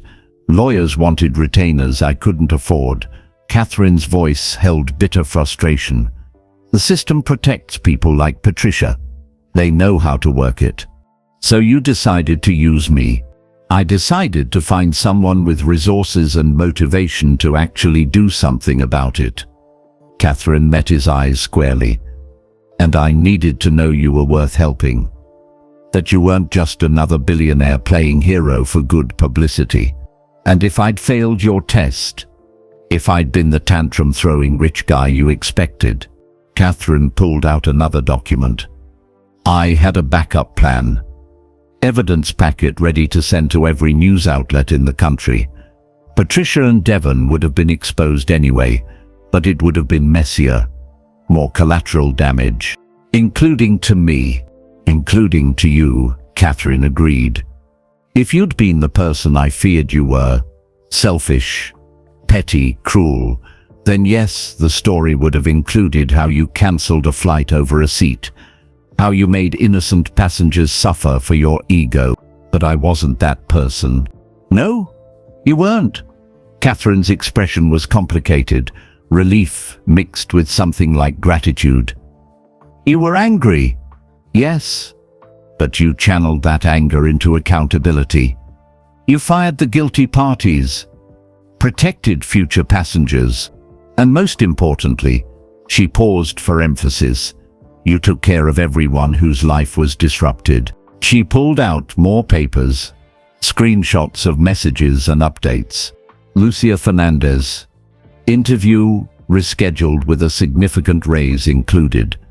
Not just charity, you gave her a real opportunity. Dr. Raymond Chen. Your private jet with medical equipment. Surgical team called in early. You understood that minutes mattered for Sophie Harrison. Marcus Webb. Reunion with his brother, arranged thoughtfully. Not just throwing money at the problem, actual emotional intelligence. Harold and Edith Monroe. Medical expenses covered for their grandson, but more than that, you gave them dignity, treated them with respect. Catherine looked up from the papers. You didn't just fix the immediate problem. You saw the people involved as individuals with complex needs. That's rare, Elon. Extraordinarily rare. Elon sat back in his chair. You orchestrated an elaborate test to see if I was still human, to see if power and wealth had eroded your humanity. Many people in your position lose that connection. They start seeing other people as NPCs in their personal video game. Background characters, not real. Catherine's voice was gentle now, but you proved you still see people. You still care. That matters more than you realize. What about Jennifer? Elon asked. Where is she now? Catherine pulled out one final document. A resume. Contact information. References from before the incident. She's living in a shelter in Oakland right now, trying to get back on her feet. She has skills, intelligence, work ethic, everything an employer should want. But she can't get past that black mark on her record. Elon took the document and studied it carefully. Project management experience, logistic coordination, supply chain optimization, crisis management. She's overqualified for most positions, he observed. She is. But at this point she'd take anything. Just needs a chance to prove herself again. Catherine's voice cracked slightly. She's my daughter, Elon. My only child. I'm watching her slowly disappear, and I don't know how to save her. What does she want to do? Long term? She wanted to work in sustainable technology, clean energy, transportation innovation. She believed in making the world better. Catherine smiled sadly. She used to follow your companies obsessively, watched every product launch, believed you were changing the world. And now she doesn't believe in much of anything. Depression does that.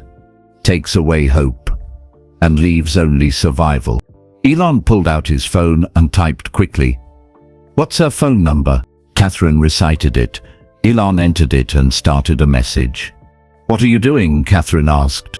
Jennifer's not just getting a job, she's getting a leadership role. Elon continued typing. Director of Operations at Tesla. Salary and benefits that match her experience and then some.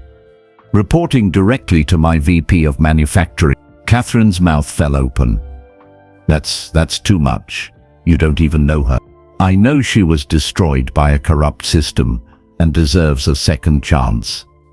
I know her mother loves her enough to spend $20,000 and 6 months planning an elaborate test. That tells me everything I need to know about Jennifer's character. Elon hit send. My assistant will contact her tomorrow morning. The offer is real. She'll have to interview, demonstrate competence, prove herself, but the door is open. Tears streamed down Catherine's face. Why? Why would you do this? Because she was right. You were both right.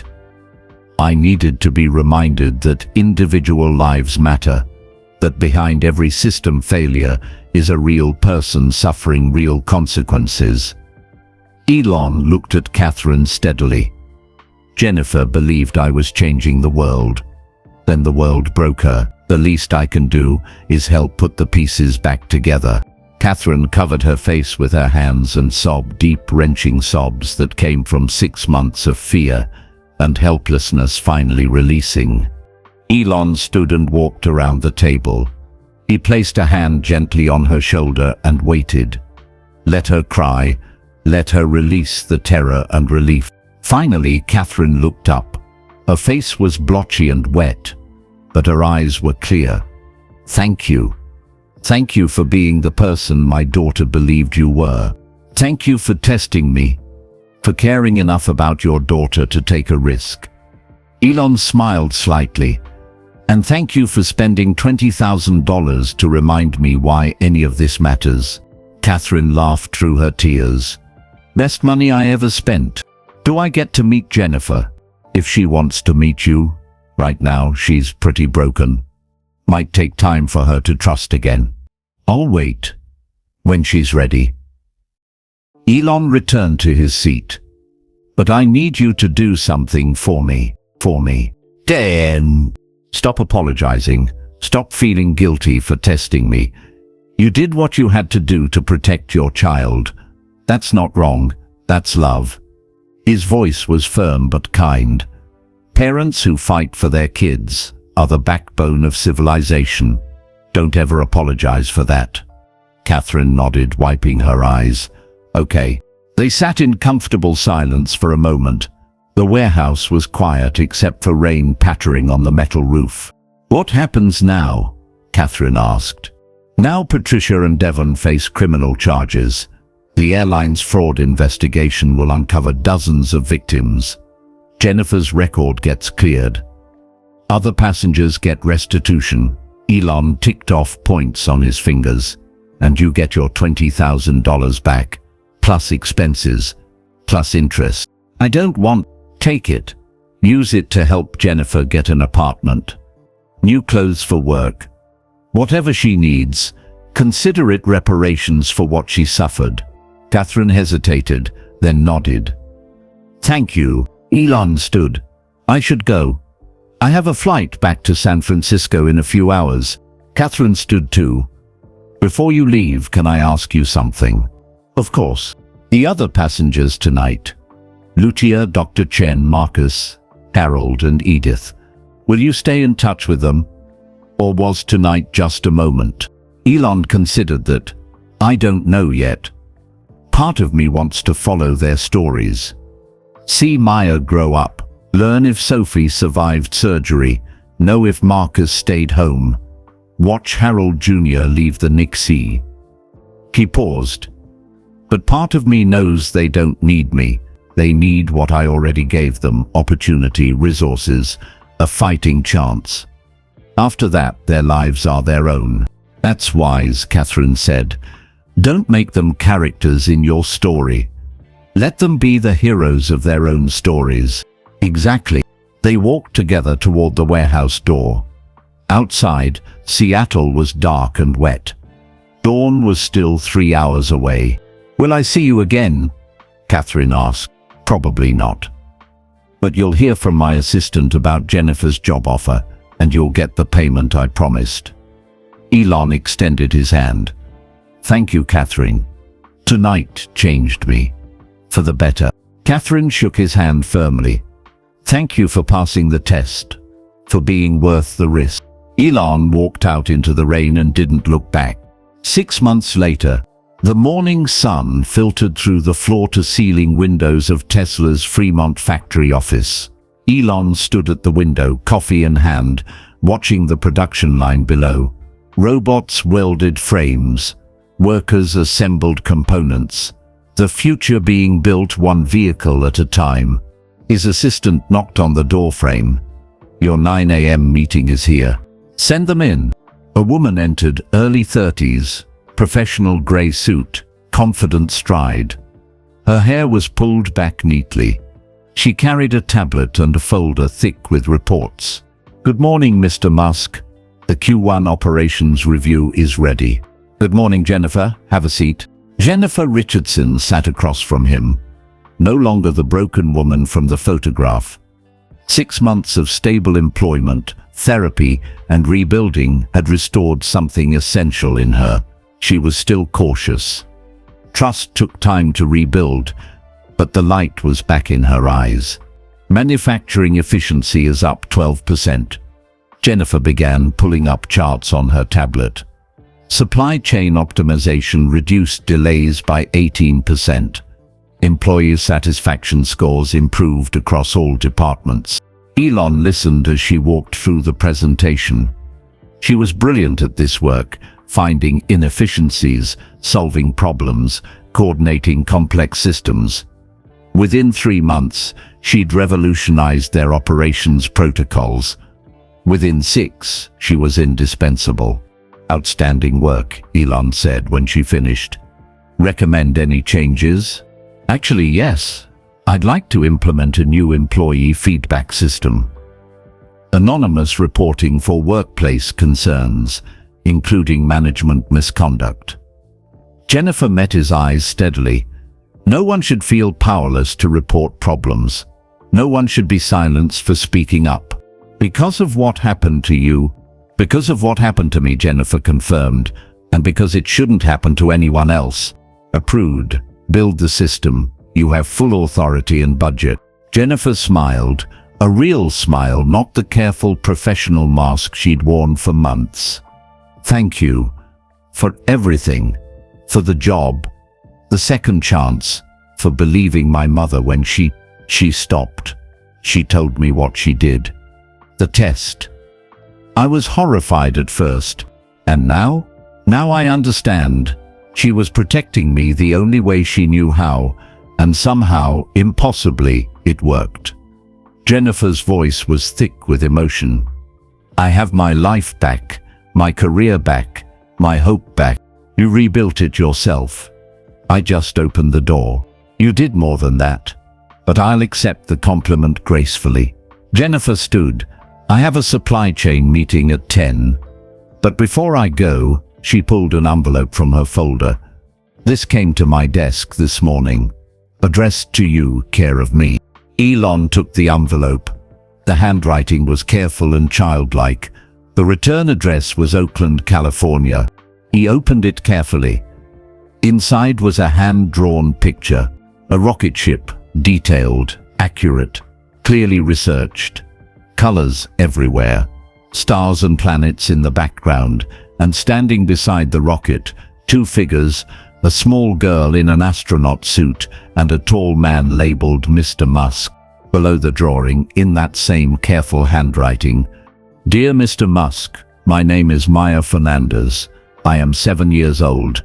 My mom told me you helped us. She got the job. We moved to Seattle. I have a new school with a real science lab. My teacher says I ask good questions. Mom says when I grow up I can work for SpaceX if I study hard. I will study so hard. Thank you for helping my mom. Thank you for making rockets. I will go to Mars someday and I will think of you. Love, Maya. P.S. Do you like my rocket? I used real facts from NASA." Elon stared at the drawing for a long moment. His vision blurred slightly. Jennifer watched him with understanding. "She sounds like a special kid."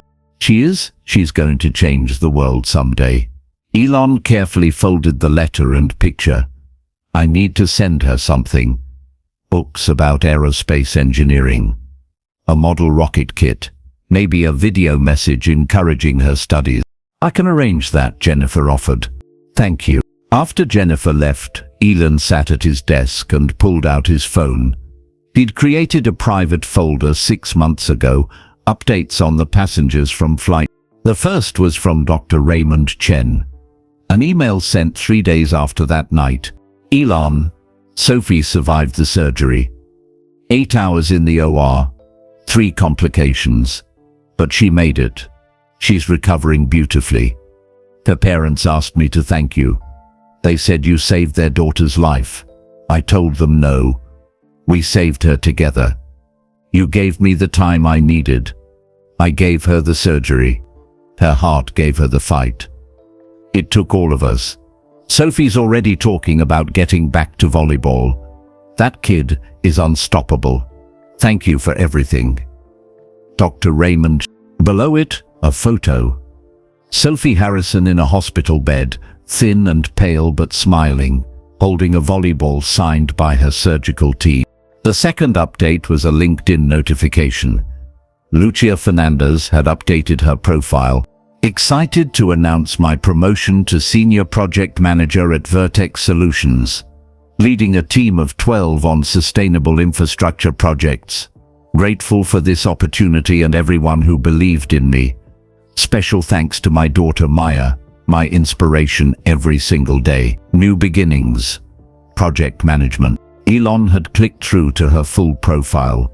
The photo showed Lucia in professional attire, confident and capable. The description mentioned her Oakland background, her determination, her commitment to creating opportunities for others like her. He'd sent her a congratulations message. She'd responded with a simple, "Thank you for opening the door. I walked through it myself, just like you said I would." The third update was a Facebook post from Marcus Webb, shared by a mutual connection. "1 year ago today, I was drowning. PTSD, isolation, self-destruction. I'd pushed away everyone who loved me, especially my brother James. Then something happened that changed everything. I got on a plane. I came home. James was waiting. We rebuilt our relationship one day at a time. One conversation at a time. One I'm sorry at a time. Today, James and I are business partners. We opened a veterans support center in Tacoma. We help other vets find their way home. We help brothers stay brothers. If you're struggling, please reach out. It's never too late to come home. Chura. PTSD. Veterans. Second chances. Brotherhood." The photo showed Marcus and James standing in front of a small storefront. The sign read, "Home Base Veteran Support Services." Both men were smiling. Real smiles, not the polite masks people wore for cameras. Elon had donated anonymously to their center, enough to keep the doors open for 5 years. They didn't need to know it was him. They just needed to keep helping people. The fourth update was a birth announcement that had arrived by mail 2 months ago. Harold Monroe Jr. has come home. After 477 AU, our miracle grandson is healthy, strong, and ready to take on the world. Harold and Edith Monroe are the proudest grandparents alive. Thank you to everyone at Seattle Children's Hospital, and a special thank you to the stranger who ensured our family could be together during the hardest time of our lives. We will never forget your kindness. The Monroe family. The photo showed Harold and Edith holding a tiny but healthy baby. All three were in the hospital room, surrounded by balloons and flowers. The joy was unmistakable. Elon had sent a silver rattle engraved with, "To Harold Jr., may you grow strong and dream big. The world is waiting for you." He closed the folder and set his phone down. 6 months since that night. 6 lives changed forever. Or maybe 6 lives that changed him forever. His assistant knocked again. "Your 10 a.m. is here. Board meeting in 15 minutes. I'll be right there." But Elon sat for one more moment, looking at Maya's drawing. A 7-year-old girl who believed in Mars, who studied real NASA facts, who worked hard because someone had opened a door for her mother. He pinned the drawing to his office wall right next to the window overlooking the factory floor. Someday, maybe 15 years from now, Maya Fernandez would walk into this building for a job interview. She'd be brilliant, prepared and determined. And she'd earn her position on merit, just like her mother had taught her. But Elon would remember. He'd remember the aluminum foil astronaut costume, the homemade rocket, the dreams too big for a small Oakland apartment. And he'd remember the night he almost forgot why any of this mattered. His phone buzzed. A text from an unknown number. Saw the news about the Veteran Center donation. I know it was you. Thank you for staying true to who you are. Catherine. Elon smiled and typed back, "How's Jennifer? Thriving. Happy. Whole again. Thank you for that too. She earned it. You both did. Stay human, Elon. The world needs people with power who remember their people first. I'll try. That's all any of us can do." He put his phone away and stood. The board meeting waited. Quarterly reports, strategic planning, the big picture. But first, he paused at the window one more time. Below, workers assembled vehicles. Real people with real lives. Each one with stories as complex and important as Lucia's, Dr. Chen's, Marcus's, Harold and Edith's, Jennifer's. People working 3 jobs to support their kids. People fighting diseases. People trying to come home. People loving their families with everything they had. People rebuilding after everything fell apart. Each one deserved to be seen, to be heard, to matter. That was the lesson Patricia and Devon had inadvertently taught him through their cruelty. That was the gift Catherine had given him through her test. That was the reminder Maya had sent in her hand-drawn rocket. Power without humanity was empty. Wealth without compassion was meaningless. Success without connection was hollow. Elon Musk, billionaire, innovator, CEO, was just a man. A man who could choose every day to remember that other people weren't background characters in his story. They were the heroes of their own stories, and he was privileged to play a small part in helping them succeed. He walked toward the boardroom carrying that knowledge with him. Outside his office window, the factory hummed with life. Robots and humans working together, building the future. One vehicle, one innovation. One person at a time. And on his wall, a 7-year-old's drawing reminded him why any of it mattered. Not for legacy, not for profit, not for fame. For Maya, for Sophie, for Marcus and James, for Harold Jr., for Jennifer, for Lucia, for every person whose life could be changed by someone with resources choosing to care. That night, on Flight 28047 had started with humiliation and anger. It ended with revelation and purpose. Elon had been denied a first-class seat. 30 minutes later, he'd fired the flight crew. But the real story wasn't about revenge or justice or even accountability. It was about a tired billionaire who sat in seat 27B and remembered he was human. It was about a single mother who got a second chance. It was about a surgeon who saved a child's life. It was about a veteran who came home. It was about grandparents who held their grandson. It was about a daughter who got her life back. It was about a 7-year-old girl who dreamed of Mars. And it was about all of them, together for just one flight, just one evening, reminding each other that kindness matters, that people matter, that every individual story is worth telling and worth honoring. The board meeting lasted 2 hours. Strategic planning, financial projections, market analysis. But when someone asked Elon what he thought Tesla's ultimate mission should be, he didn't talk about market share or technological innovation. He talked about people. "We're not building cars," Elon said quietly. "We're building futures.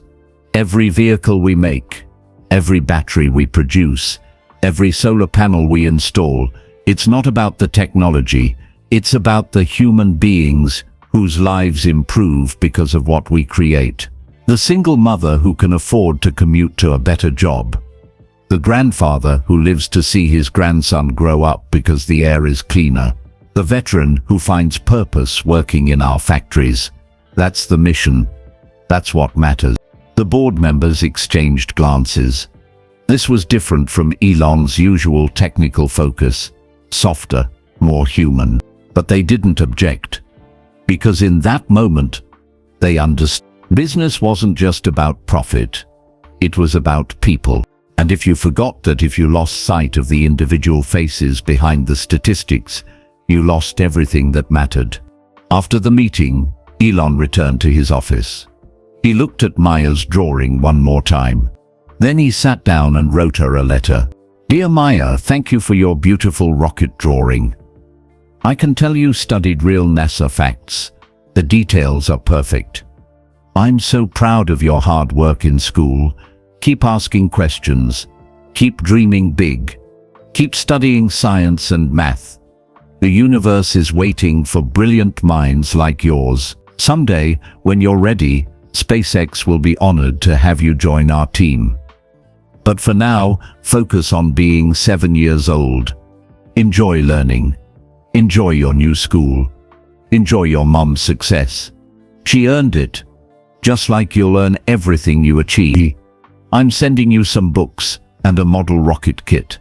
Build it with your mom. Dream together. And remember, the distance between Earth and Mars is just science, time, and determination. You have all three. See you on Mars someday, Maya. Keep dreaming. Elon Musk." He sealed the letter, attached it to a package his assistant had already prepared, and sent it on its way to Oakland. Then he went back to work, building the future. One person, one dream, one rocket at a time. Because that's what it meant to be human. To stumble, to remember, to care, to try again. To never stop reaching for something better. And to never, ever forget that behind every number, every statistic, every business decision, there were real people with real dreams who deserved every possible chance at life, at joy, at reaching their full potential. That was the lesson of flight. That was the gift of. That was the truth that would stay with Elon Musk for the rest of his life. Not all heroes wear capes. Sometimes they're just tired billionaires sitting in middle seats, listening to strangers' stories, and remembering what really matters. So that's the story of Flight to Theoden. The night Elon Musk was denied first class, fired the crew, and learned the most important lesson of his life, that every person's story matters. Now we want to hear from you. Where are you watching this from? Drop your city and country in the comments below. We love hearing from our viewers around the world. If this story touched your heart, if it reminded you to see the people around you, if it made you think about kindness differently, please hit that like button. It helps us spread these important messages to more people who need to hear them. And don't forget to subscribe and turn on notifications so you never miss a story that could change how you see the world. Remember, we all have the power to make a difference in someone's life. Sometimes all it takes is seeing them, really seeing them, and choosing to care. Maya is still studying to become an astronaut. Dr. Chen is still saving lives. Marcus and his brother are still helping veterans come home. And somewhere, someone needs your kindness today. Be the person who opens doors for others. Be the person who listens. Be the person who remembers that everyone has a story worth hearing. There's another incredible story waiting for you right now. Click the video on your screen and keep spreading kindness with us. Until next time, remember, you never know how one moment of compassion can change someone's entire life. Stay kind, stay human, and we'll see you in the next story.